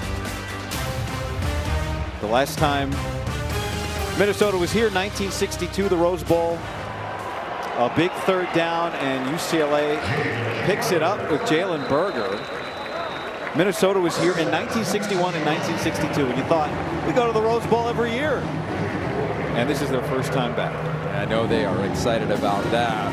I know Rhett is excited about these adjustments. Rhett, I'm curious from your lens down on the field, what have you seen thus far in the third quarter? Yogi, so far, I mean, I think this is playing right into Corey Heatherman's hands. He wanted to make UCLA one-dimensional. Obviously, they pick up the third on that short run there, but they have taken the run game element essentially out of it with what they've done up front, although it looks like we got a nice little play to stay ahead of the sticks here, bringing up a second in medium, but that has allowed that pressure that Minnesota has brought on Ethan Garbers, and if they can continue to stay ahead of the sticks here and gain some traction on the ground, I think that's going to force another adjustment here from Minnesota's defense. Yeah, this Minnesota defense is trying to bring a lot of pressure. How does UCLA counter it? They're going to counter it right here with an extra offensive lineman. They've had success running to the left in the last two drives. This has been Jalen Berger's drive as the running back for the Bruins. Gets it again. And this time he gets dragged down by Danny Strigo.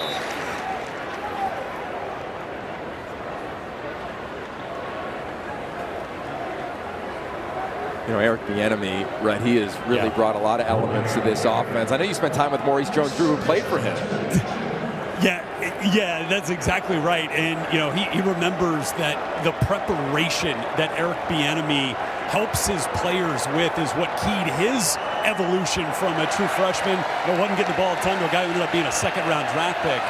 We'll get into that here a little bit as well, but he always has those guys prepared for every play with every defense they're going to face. Third and short. Garbers gets sacked. John Joyner. He was disruptive last week, and he comes through on a big third down. I'll tell you what, I thought they had an opportunity here for some sort of adjustment. The pressure comes to Garbers' right, and Monteval runs right into Devin Williams. Keep an eye where the pressure comes from. There's Monteval. To me, he could just stop right in that area, guy, and all of a sudden it's a conversion. Wonder if there was a hot route opportunity for the tight end and quarterback. These guys are always on the same page. He ran right into coverage. So now Parrish back deep.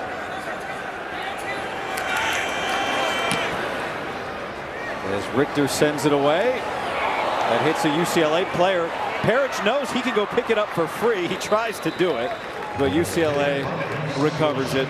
And Minnesota's offense coming back out. Next Saturday, don't miss Big Ten football when Wisconsin clashes with Northwestern. Coverage begins with Big Ten Tailgate next Saturday, only on the Big Ten Network and the Fox Sports app.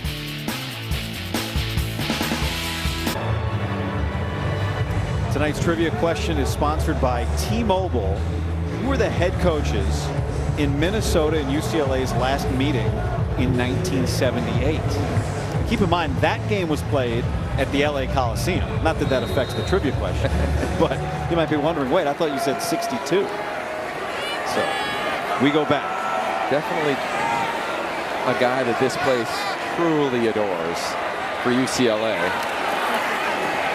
After the punt, Brosmer, long throw, Daniel Jackson. He caught it. What a catch. Oh my God, he's just a highlight reel, man. I thought they were going to possibly call a PI there. And this has been a battle all game long. Rosemer's strong in the pocket, deals, DB all over him. For an injured player. 9v9 has just been a blast. And look at that catch. You always teach guy a front shoulder roll on a catch like that. See how he goes over that left shoulder? That's so the ball can roll on top of you. Beautiful job. That's a route that's really become popular in the NFL over the last couple of seasons. Instead of coming back to the sideline, you push with that left foot out to the sideline. Really challenging for the DB. Oluwafemi Oladejo is down on the field for UCLA. And as he pops up, this is no surprise with Daniel Jackson. I mean, every time you throw it up, you got a shot. This is in 2022. Oh, yeah, no problem. That's a beautiful grab right there on the sideline. I love how he tracks it with his eyes. This one in 23. How about his feet? His hand-eye coordination is just simply special. And then, of course, Catch of the year candidate from that Michigan game. Yeah, that was pretty special. And this one as well. Again, just the front shoulder roll, like the little detail at wide receiver is so critical. It separates special ones from guys who can just make routine plays. He's a special one. So Oladejo able to walk off. That's great news for UCLA. But he's not on the field here for first down. Taylor picks up the pressure. Schlesinger now in pursuit. And Brosmer tosses it into the sideline. Adjustments, adjustments, adjustments, man. I mean, I just think this game with Greg Harbaugh, the offensive coordinator, it's an NFL mind. It's very intricate offense for Minnesota. Constantly challenging their defense. And Akaika Malloy, the defensive coordinator for UCLA in his first season as the coordinator, you go back to his tree and what he learned a year ago from Danton Lynn, who's now at USC across town. We're seeing so many subtle adjustments right now for the Bruins. 4 down linemen. Where are they bringing pressure from depth? What coverage are they going to? Play action. Throwback. Taylor. And he gets up the sideline. And he's got a first down. They ran that play effectively last week. It was something you mentioned it. They love watching NFL film on this Minnesota staff. This is from Sean McVay and the Rams. Yeah, and this is a nice job of an adjustment from UCLA defensively, anticipating that screen, but a better job by this offensive line getting out and blocking it. Ramon Henderson looked like he was going to play that 2-deep safety look on the snap. He comes down to fill and run, but he meets this offensive line.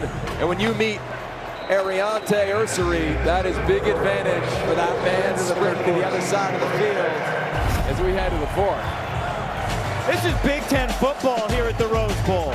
UCLA looking for its first Big Ten win. Minnesota wants to win in the stadium for the first time since '62. All right, Coach, you said that was one of the worst first halves you guys have played this season. How about the response in the third quarter from your offense? That's what the team's done all year. I mean, they're a gritty group. They're a tough group.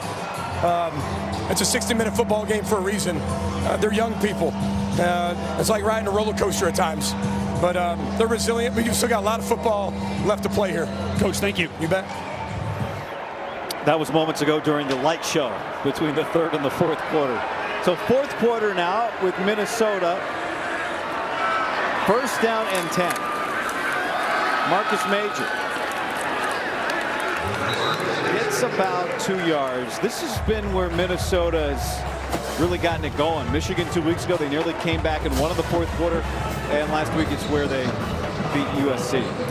Yeah, I mean, look at what they've done, to your point. And a big mantra for that man right there is start fast, accelerate in the middle, and finish strong. This game is going to be about finish for this team, much like the Michigan game was, USC a week ago. Looks like we are in for, as he referenced, another roller coaster here at the Rose Bowl.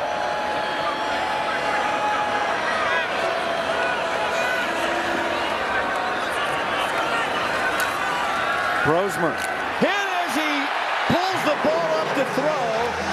How he held on to the football is a miracle because Schlesinger was right in his chest. They run a unique motion right there that they haven't done all season long. And they got UCLA, but they don't have the protection.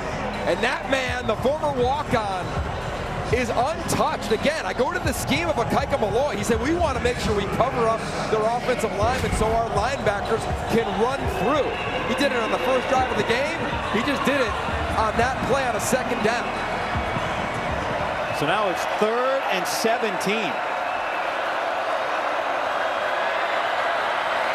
3-man rush. Brosmer, Jackson caught. He's going to be about 7 yards shy of a first down, just across the Minnesota 40. I mean, this guy is awesome, bro. I mean, watch this catch. Are you kidding me? The strength of his hands. Kane Medrano is all over this thing. I mean, look, it's advantage wide receiver, but it's a great grab. And now here comes UCLA, and to get the ball on a stop there. They got to find a way to match up, because as this game goes back and forth, Daniel Jackson is going to have a huge role in it down the stretch. He has 8 catches. That's almost half of Brosmer's completions. A flag comes down, and Crawford hangs this up in the SoCal night, and Loya Fair catches it at about the 18-yard line, 41 yards on the punt. Let's see what the penalty is. It's going to be on UCLA. Oh, you want to tell us for what, too, while you're at it? I think it's offsides. Okay. That's my initial gut. Talking to PJ Fleck over there, UCLA has committed 90 yards of penalties tonight, Yogi. Oh, I think you're right. We saw the signal. 100, how about this? So far, pending this penalty, 150 yards of offense for Minnesota, 90 yards on top of that of penalties. It's just so hard. Offside. Receiving team number 21 lined up in the neutral zone. 5-yard penalty. It's still 4th down. I mean, some could go either way, I think, in this game. But overall, to your point, Guy, I mean, every week, staffs track. I call them sins, self-inflicted negatives. Right? That's what our good friend Chris Peterson calls them. Longtime head coach in college football, and you just can't hurt yourself. And UCLA, their margin for error is so small. The ball was at the 17, the result. Minnesota decides to re-punt it.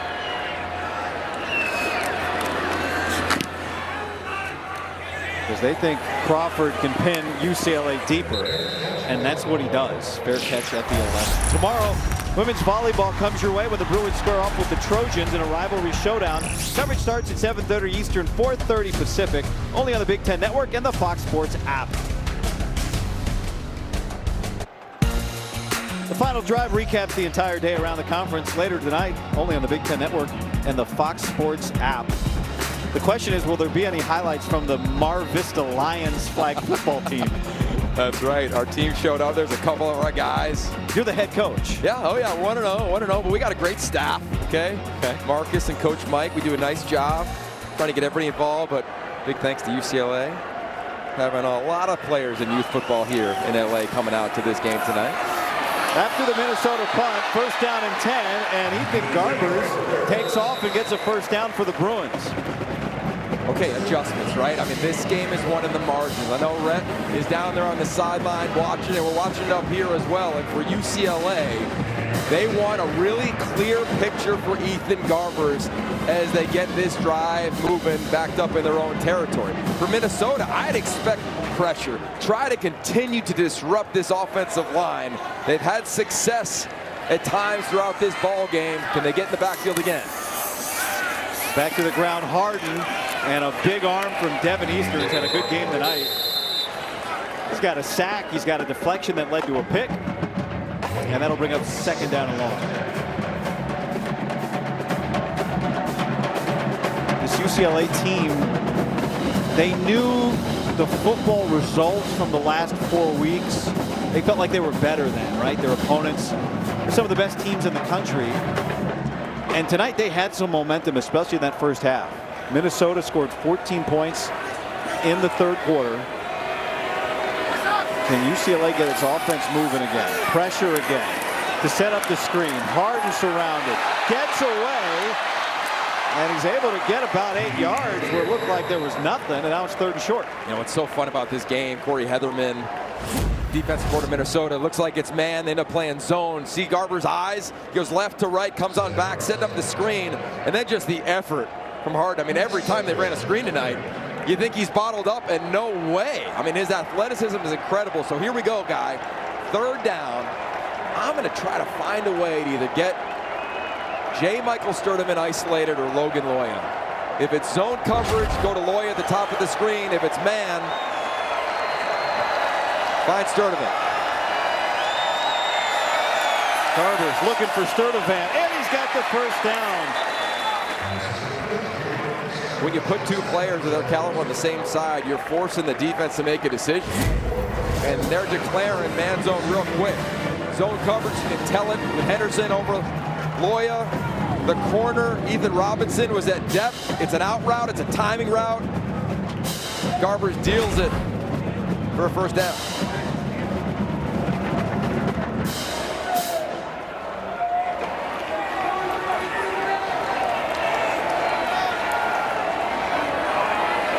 Extra offensive lineman has come in for UCLA.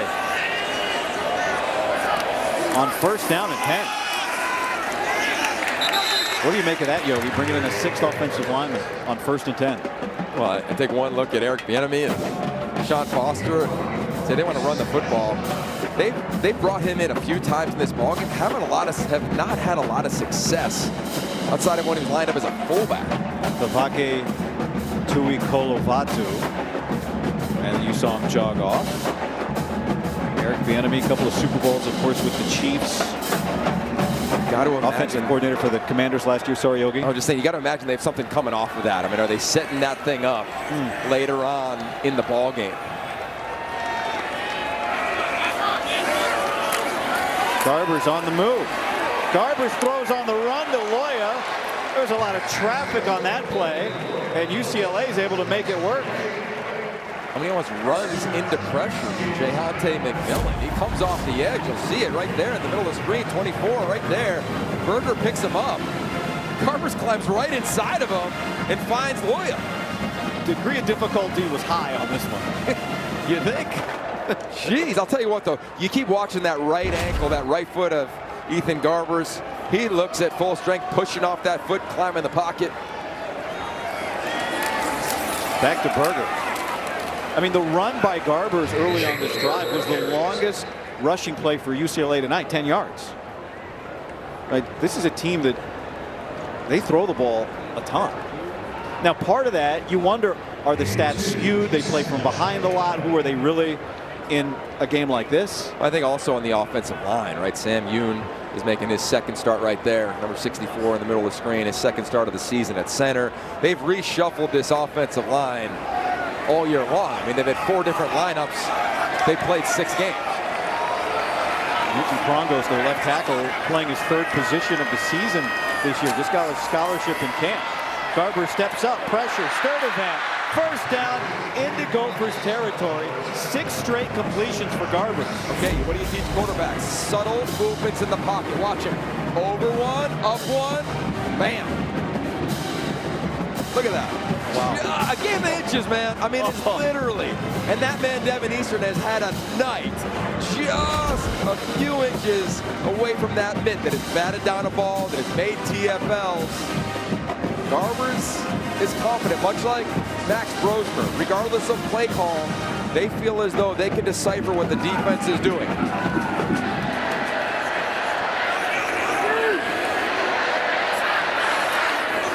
Tuikolovatu back into the game. 6 offensive linemen, plenty of time. Garbers, deep shot. Sturdivant!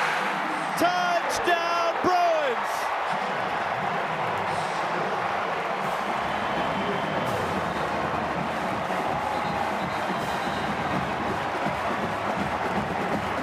The Rose Bowl is alive and well.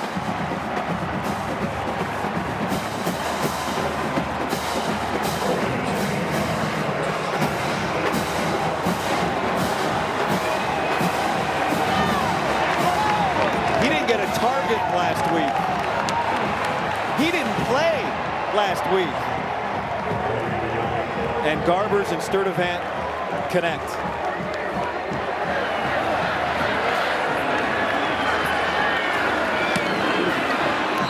You wondered if UCLA could get off the mat after Minnesota looked like they were taking control in the third quarter, Yogi. Well, they sure did. Deep play action, no deep safety, an absolute dime to J. Michael Sturdivant. Watch his eyes, watch the catch, watch the crowd. So impressive in full speed. He knows he can get on the toes of the DB. He runs right past Ethan Robinson. Perfectly thrown ball. Absolute dime. Garbers knows it. And this place is alive.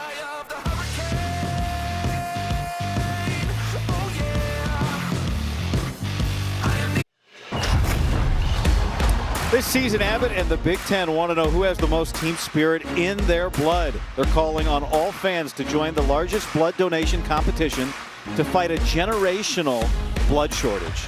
Sign up today at big10.org/Abbott. Every donation scores 1 point for your school on the leaderboard, and the winning school gets $1 million to advance student or community health. Let's look back at the touchdown. That's pretty amazing. Look at the safeties. See how tight they are to the line of scrimmage?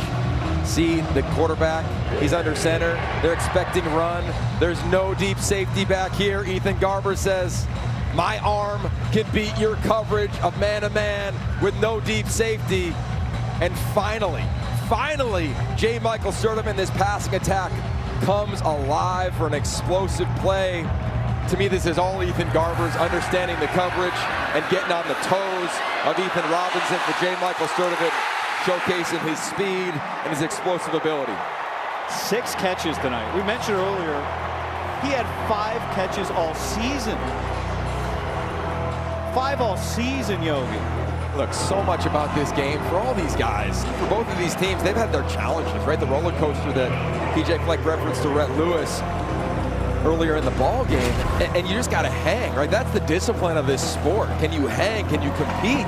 Or do you just say, oh, woe is me, it's going to just continue to pile on us? Both teams have said no, and now another opportunity for Minnesota to respond. Pagani's going to kick away to Quay Parrish, who lets it go. Deshaun Foster told us, I wouldn't want to start the season this way, but when you have adversity, you find out what kind of team you have. And I love my guys. Yeah, well, a huge part of this program, again, is discipline, respect, and enthusiasm. The discipline to control your own mind, the respect for the game to come back to work, and the enthusiasm to bring it every time you get to play. Well, here's another challenge for UCLA. Now they're playing a Minnesota team in crunch time. UCLA has not played a lot of crunch time football, but Minnesota has. What did PJ Fleck tell his team last week before SC? He said, let it rip. They got to do that right here. To your point, they are well-versed in tight games in the fourth quarter. Brosmer with Oladejo back into the game, chasing him. And there is Jamison Gears getting out near. This should be a first down for Minnesota. Man, if you love football, this is so much fun. Because the tight ends, how many times have we seen play action where the tight end or receiver comes out the back door and they continue to run? Gears doesn't. He just throttles down in the hole. Brosmer knows it. He puts his feet in the ground and they get a first down. I mean, the adjustments from offensive coordinator Greg Harbaugh and company have just been awesome in all phases.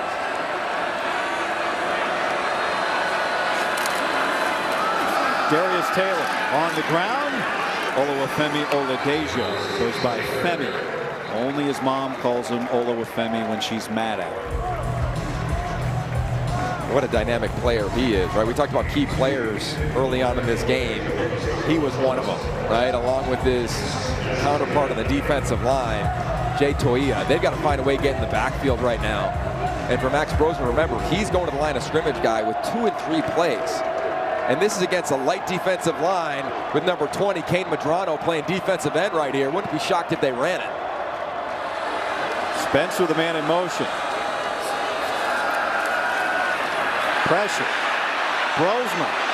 Room to run.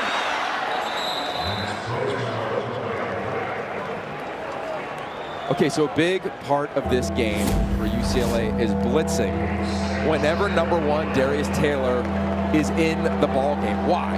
Because I want to force him to block somebody so he cannot get out and catch a ball. He only has 2 grabs today. This is the second leading receiver on this team coming into this game. He led the team in receptions a week ago. He has not done much on the check down, and Max Brosmer loves to find him. What do they do here as they spread it out? I'd imagine UCLA brings a little heat with that same personnel grouping. Under 5 minutes remaining here in the fourth quarter. Pressure. Good pocket. And there's Daniel Jackson going back to work with his 9th catch of the night. The way they move him around is really just fun to watch, right? Playing in the slot, it's off coverage. Here comes Max Brosmer. Remember, they've got a bunch of different tempos, and you referenced it earlier. PJ Fleck is constantly evaluating play clock, the flow of the game. How do they navigate it here? Brosmer sideline, Jackson, and he got it. No, he was bobbling it out of bounds. PJ Fleck doesn't have a challenge. He used it early.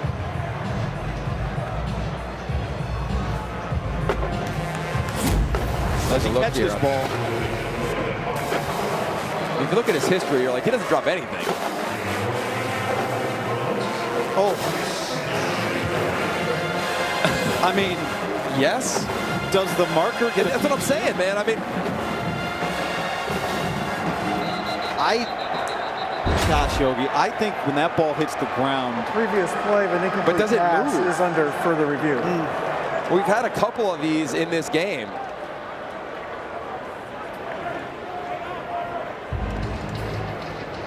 All right, so we're getting a review of this. Ruled incomplete on the field. My question, Yogi, when the ball hits the ground, does it kind of bounce up in his hands and get loose? Again, called incomplete on the field, right? So clear and obvious. Mike, what do you got, brother? Well, I mean, it's the process of the catch here. The first thing is he sticks it, so he gets immediate control in his hand, and he's got a foot down inbounds. Now he is headed to the ground, so when he gets to the ground, the ball hits the ground, but does he lose possession of the ball? Does he maintain total control? Ruling on the field was incomplete, but I like it more as a catch. Because I really don't think there's a little bit of movement, but I just don't think it's enough.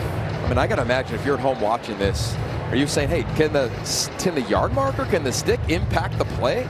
It seems like it kind of is the thing that knocks the ball right at the end. Well, and again, still, you would treat that yard marker really no different than the ground. So it's also out of bounds. So is there total control, for example, when that ball hits the yard marker? Obviously, you see something different. After further review, the ruling on the field stands as called. Incomplete pass, it's second down. All right, thank you, Mike. I mean, it's a game of inches, right? I mean, another one that I think if they call that a catch, they keep it a catch. I agree. Right? Again, hey, clear and obvious has been a pretty big theme in Los Angeles over the last 7 days, right? I mean, that's just how it goes. So, goes to the favor of UCLA on that snap. Second down, bunch to the bottom of the screen. They love screens in this area of the field. Second down and 10 after the incompletion. Driver in motion, setting up the screen. Major gets cut down. That was Kalen Moore anticipating and blowing up the play. Well, the motion you're hoping, if you're Minnesota, is going to really impact. Now, you see that motion, you see the Niners do it, you see the Dolphins do it. UCLA and Kalen Moore has been challenged all game. He sees it all game. Watch him drive. He beats the block by the offensive line. A piece of a helmet go flying off. You know what this is? Big Ten football after dark. Okay, here we go, baby. Man-to-man. Brosmer. Lemeki Brockington. Good moment for his first catch, but then he gets dragged down by Schlesinger. Fourth straight game, he's got double-digit tackles. I'm sorry, Yogi. Watch this tackle. There's Schlesinger driving on the ball. He'll show up late. To me, my thought was like, was it a horse collar? But no, you see where his hand is? It wasn't on the collar. It was the back. It was the jersey. Well, the nameplate is also horse collar, but I think he was even below that. I think he was below it to the side, kind of near that abdomen. And not 4-down territory for P.J. Fleck with 3 timeouts.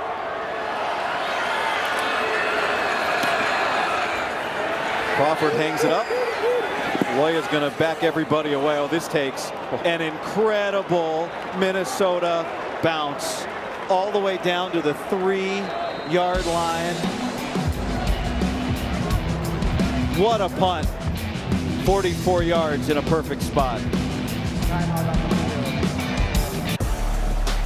The answer to the trivia question, who were the head coaches in Minnesota and UCLA's last meeting, 1978? That game was at the LA Memorial Coliseum. But it featured a man who has a statue outside of the Rose Bowl. Terry Donahue, who passed away in 2021, a college football Hall of Famer, and Cal Stoll for Minnesota. Terry Donahue, the first person to appear in the Rose Bowl as a player, an assistant, and as a head coach. Trying to add another great game to the history of the Rose Bowl. First down and 10 for UCLA. After the great punt by Minnesota, the Bruins just trying to create some room. They got a couple yards. Let's go down on the field to Rhett. Eric Bieniemy, the offensive coordinator, guys, talks about limiting the negative situations and when you encounter those negative situations, to learn how to overcome them. That's something this team has been dealing with through the first few weeks of this season. If you think about the third quarter, right? You're up 10-0. You see Minnesota score 14 unanswered. Then you bounce back with the big play from Garbers to start event to turn the tide here a little bit, right? He also talks about don't get so focused and caught up in the play that you lose sight of the situation, right? That was key on that play too, as you guys were detailing. But how about this situation that you got right now? Backs against the wall here, into your own end zone, with a chance to end this game with the ball in your hands. If you're Ethan Garbers in this offense, that's what you live for. You ain't lying, man. I like the tight end too, or the timeout, excuse me, from Minnesota right there after that play. Remember, they've got the 2-minute timeout coming up. It's a 3-yard gain. Minnesota saying, hey, we want to play the clock. They don't want the ball with a minute left. They want to see if they can get it with 2 minutes left. It'll be fun to see what P.J. Fleck decides after this second down play. UCLA decides to stay on the ground. You kind of have to a certain degree. But again, I go back to the personality to Sean Foster. What did he tell us? We need to be aggressive. You know, the one thing you would ask as P.J. Fleck uses his second timeout, if you don't get a first down, Minnesota's getting the ball at midfield. Does it matter if they have any timeouts left, right? Yeah. Like, the clock is stopping here, so you're trying to get this thing to zeros. But if Minnesota gets the ball at the 45, the clock's not really a factor. Well, look, I'll tell you what the factor is right now. This is the most important play call for UCLA tonight. 3rd and 8. Can you move the sticks, get yourself some life past the 2-minute timeout? I am going back to the well if I'm Eric Bieniemy. What does that mean? I am putting J. Michael Sturdivant, Logan Loya on the same side of the field. I put them to the wide side. So you're throwing the football? I'm throwing the football. It's 3rd and 8. I mean, to your point, they're going to get great field position anyway. You've got to be aggressive, I think, in this stance right now in this ball game. 2 minutes is a ton of time.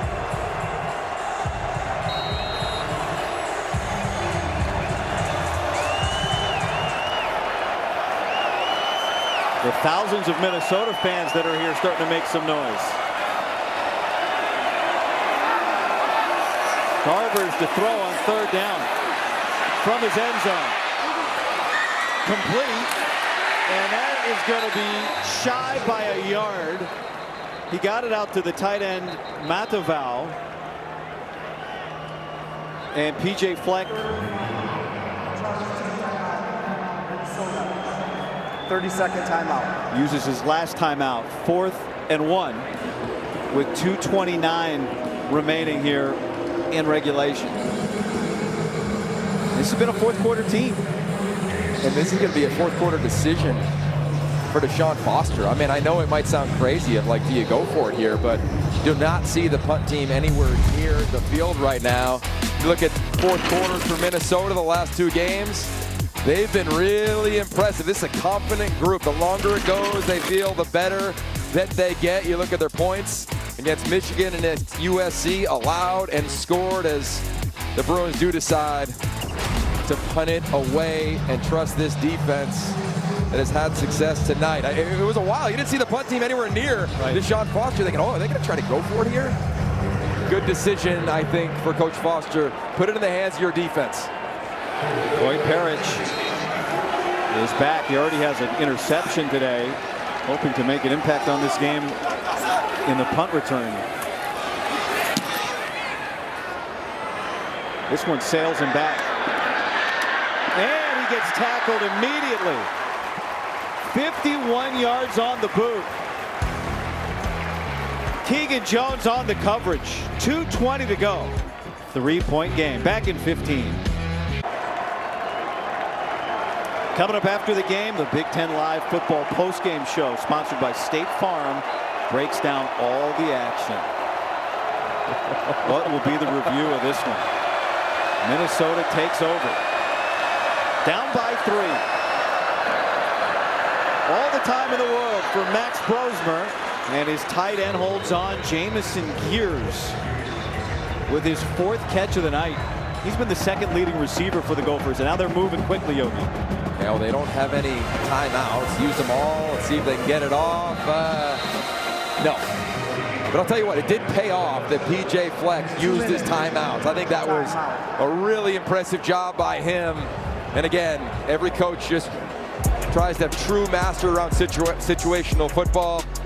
We'll be back with a finish that only we could predict. What do you think, Guy? Another close one. Ashley Adamson in our Chicago studios. Be sure to stay tuned after UCLA and Minnesota. We will have a full post-game reaction and highlights from this one. We got a good one going down to the wire at the Rose Bowl. Until then, we're going to try and figure out how on earth we're going to jam everything that happened in Week 7 into Final Drive. That immediately follows post-game. The guys will join me, but right now we're going down to the wire in Pasadena. Back to Yogi Roth and Guy Haberman. Gentlemen.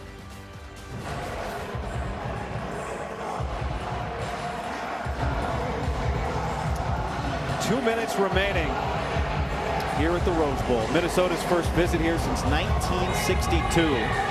They scored 14 points in the 3rd quarter. UCLA led 10-0 at the half. And UCLA has taken the lead back. So no timeouts for the Gophers. In Bruins territory. And Max Brosman to throw to Daniel Jackson, who's wide open. And he fights his way to the 21. UCLA has their package, which they call NASCAR, which is their best pass rushers. Well, they don't get home, and Max Brosmer just sits back and he's cooking steaks, delivers it to his most talented weapon, a wide receiver who's had himself a night in Daniel Jackson. Career high 10 catches for Jackson in this game. That's the first 15-yard play of the night for the Minnesota offense.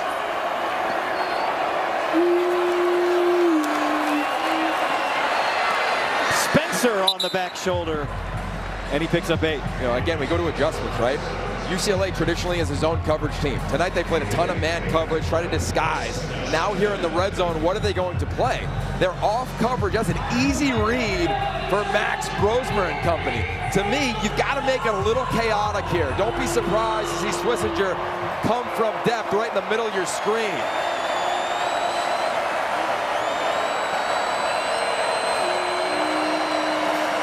Taylor in the backfield beside Brosmer. Schlesinger comes. Taylor picks it up. Brosmer throws it away. 1:08, 3rd and 2. And that's the vet of him, right? There was nothing there with his legs. Threw it away. No time and space, right? It's a 3-point ball game here.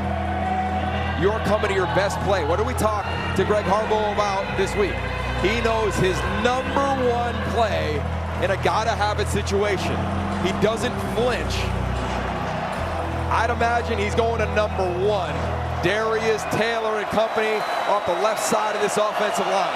2 tight ends on the left side of the offensive line. Play action. Brosmer throw back. There is Brockington, and he's got the first down. What a play call. Guts. This is awesome, man. I mean, again, this team is built on the outside zone scheme.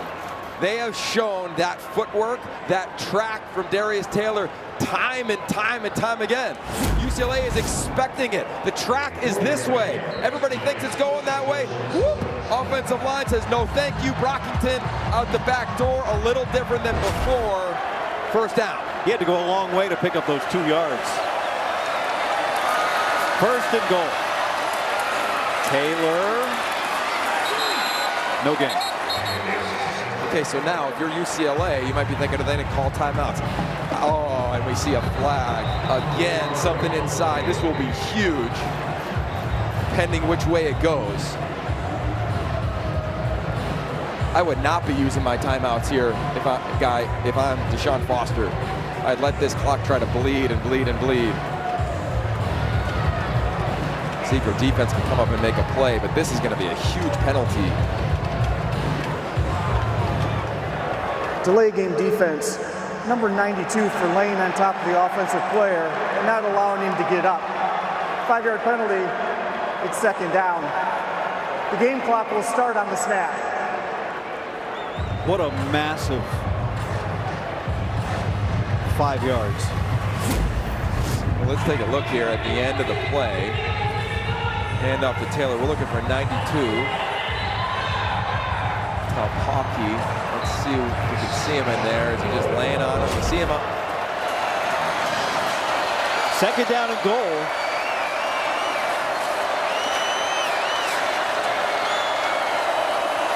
Brosmer. Back shoulder, Jackson, and it's incomplete. And his helmet comes off, doing battle with Kalen Moore.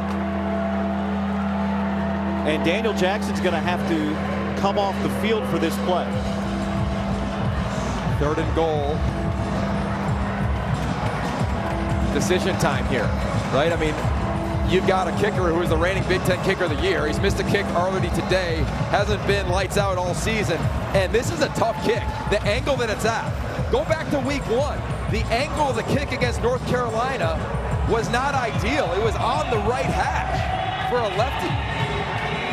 And again, I just go back to grass. We'll see if they get there on this third down. Keep an eye on number 11. They love Elijah Spencer in the bunch at the bottom of the screen. They ran a play with him against Michigan, very similar to this formation. Now Deshaun Foster's going to come racing down the sideline to take a timeout for UCLA on defense. UCLA. What did Ikaika Malloy see there from Greg Harbo's formation?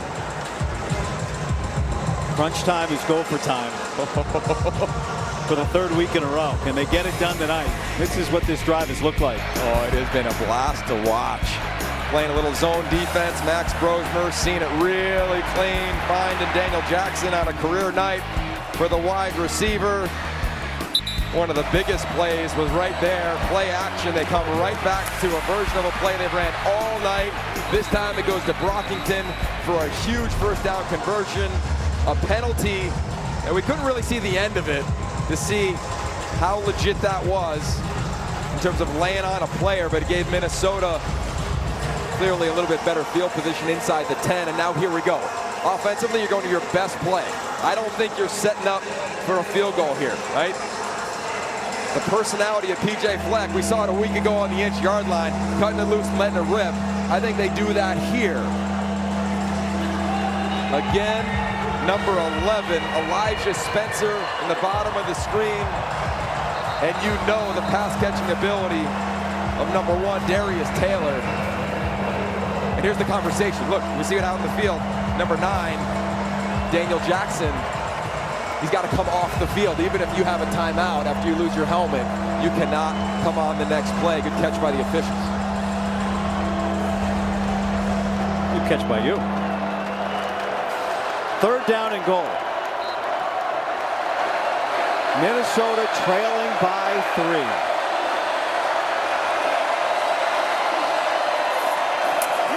Brosmer, check down, Taylor, touchdown!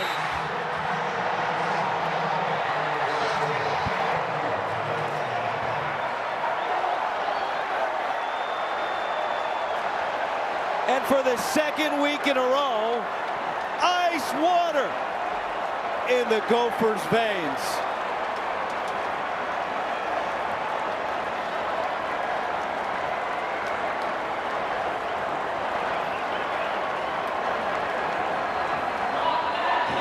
And now Kesich on for the point after to try and make this a 4-point game.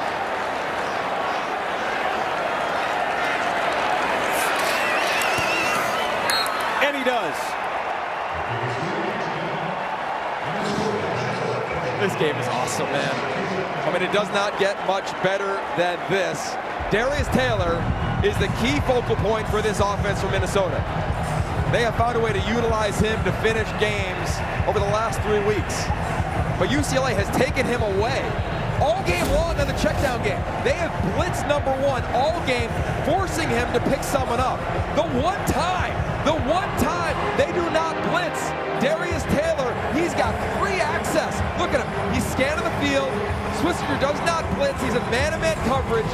It is all day long advantage Darius Taylor. Keep an eye, there's your linebacker. Man-to-man, he doesn't blitz, so Taylor's got nobody to protect, guy. And it's an absolute walk. We have seen this thing go back and forth. The scheme, the adjustments have just been phenomenal. You love football. Tonight was for you, bro, because this execution to put this team up on that type of drive, I mean, it's what football nerds like PJ Fleck absolutely love. And for UCLA, they've got to find a way to respond here with only 27 ticks and 2 timeouts.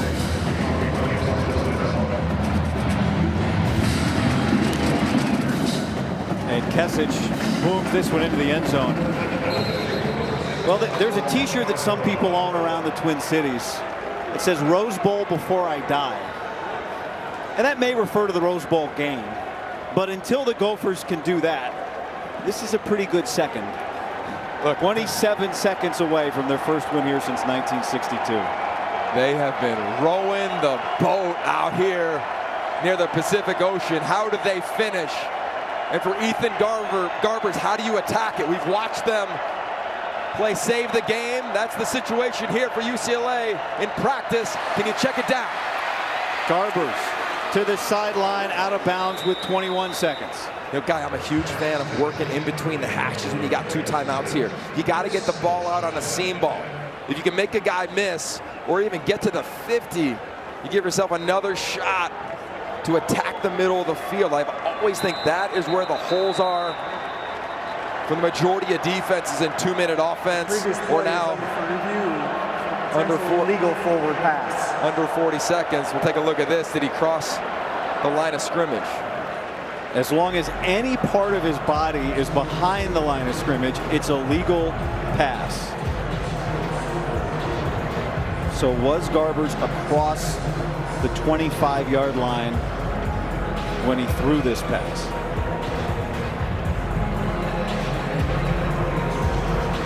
Rosemer last week, a quarterback sneak to take the lead on USC. USC drove the ball back down the field. Coy Parrish intercepted it in the end zone to ice it. Take a look here. Line of scrimmage. The ball's at the 25. You see the officials at the top of the screen straddling that yard line. See Ethan Garbers from this angle. Good, good, good. Ooh, that's close. Tough. To your point, everything's got to be over. Yep. Any part of his body, or even if the ball, when his arm cocks back, is behind the line of scrimmage. I mean, clearly he's stepping across, right? Like, there's no question. But, like, is his heel over the 25-yard line when he releases this pass?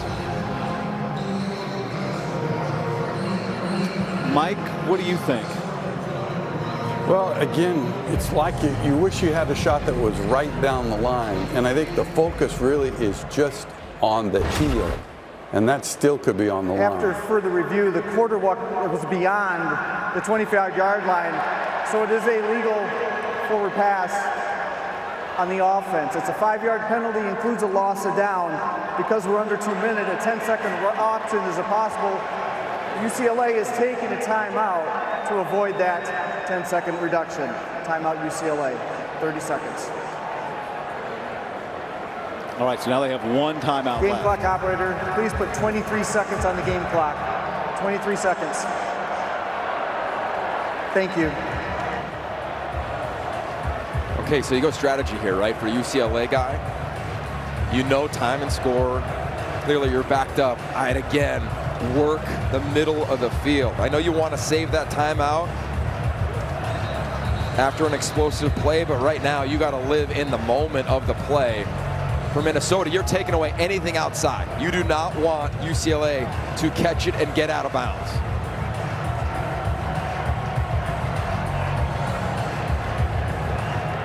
They got a thriller last week.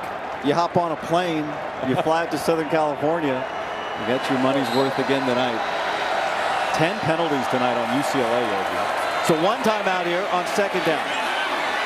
Garbers, and that's through the hands of Loya, and now it's third down, 17 seconds. There's still time to continue to work the middle of the field. And if I'm Minnesota, I'm going to bring Cody Lindenberg now. Right, Coach Fleck is saying, hey, eyes up, be aware of them laddering the football. I think we're a play away from that happening for UCLA. Every team in the world runs it in this type of situation. I don't think you need to do it just yet.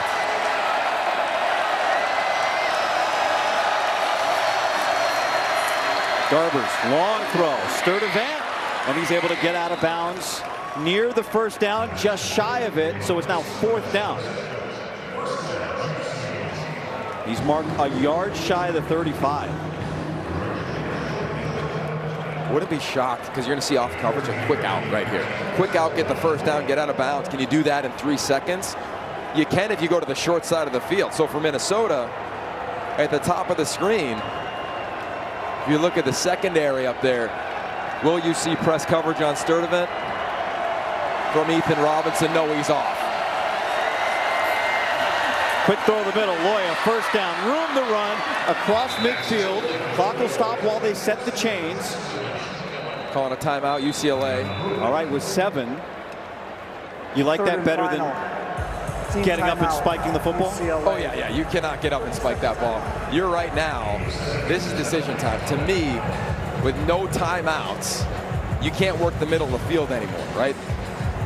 And you've got to either move efficiently, ball out, again, another quick out route, because you got time for 2 plays if you do that, versus this is the final play of the game, and you're just trying to throw a Hail Mary.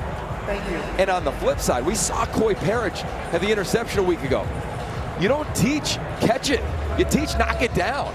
So be curious when UCLA decides to throw it up for grabs, how Minnesota navigates that with a true freshman playing center field again. See, I'd immediately get the ball out right now with how deep everybody is in the back end. Playing 50 yards off. Garbers setting it up to heave. This has the arm. And for the second week in a row, the Minnesota kid ends the game with the ball in his hands. Coy Parrish with the pick. And PJ Fleck's Gophers come to the Rose Bowl and add another exciting chapter to a historic storybook for Minnesota. And these fans, they've waited a long time to see their first win in this stadium.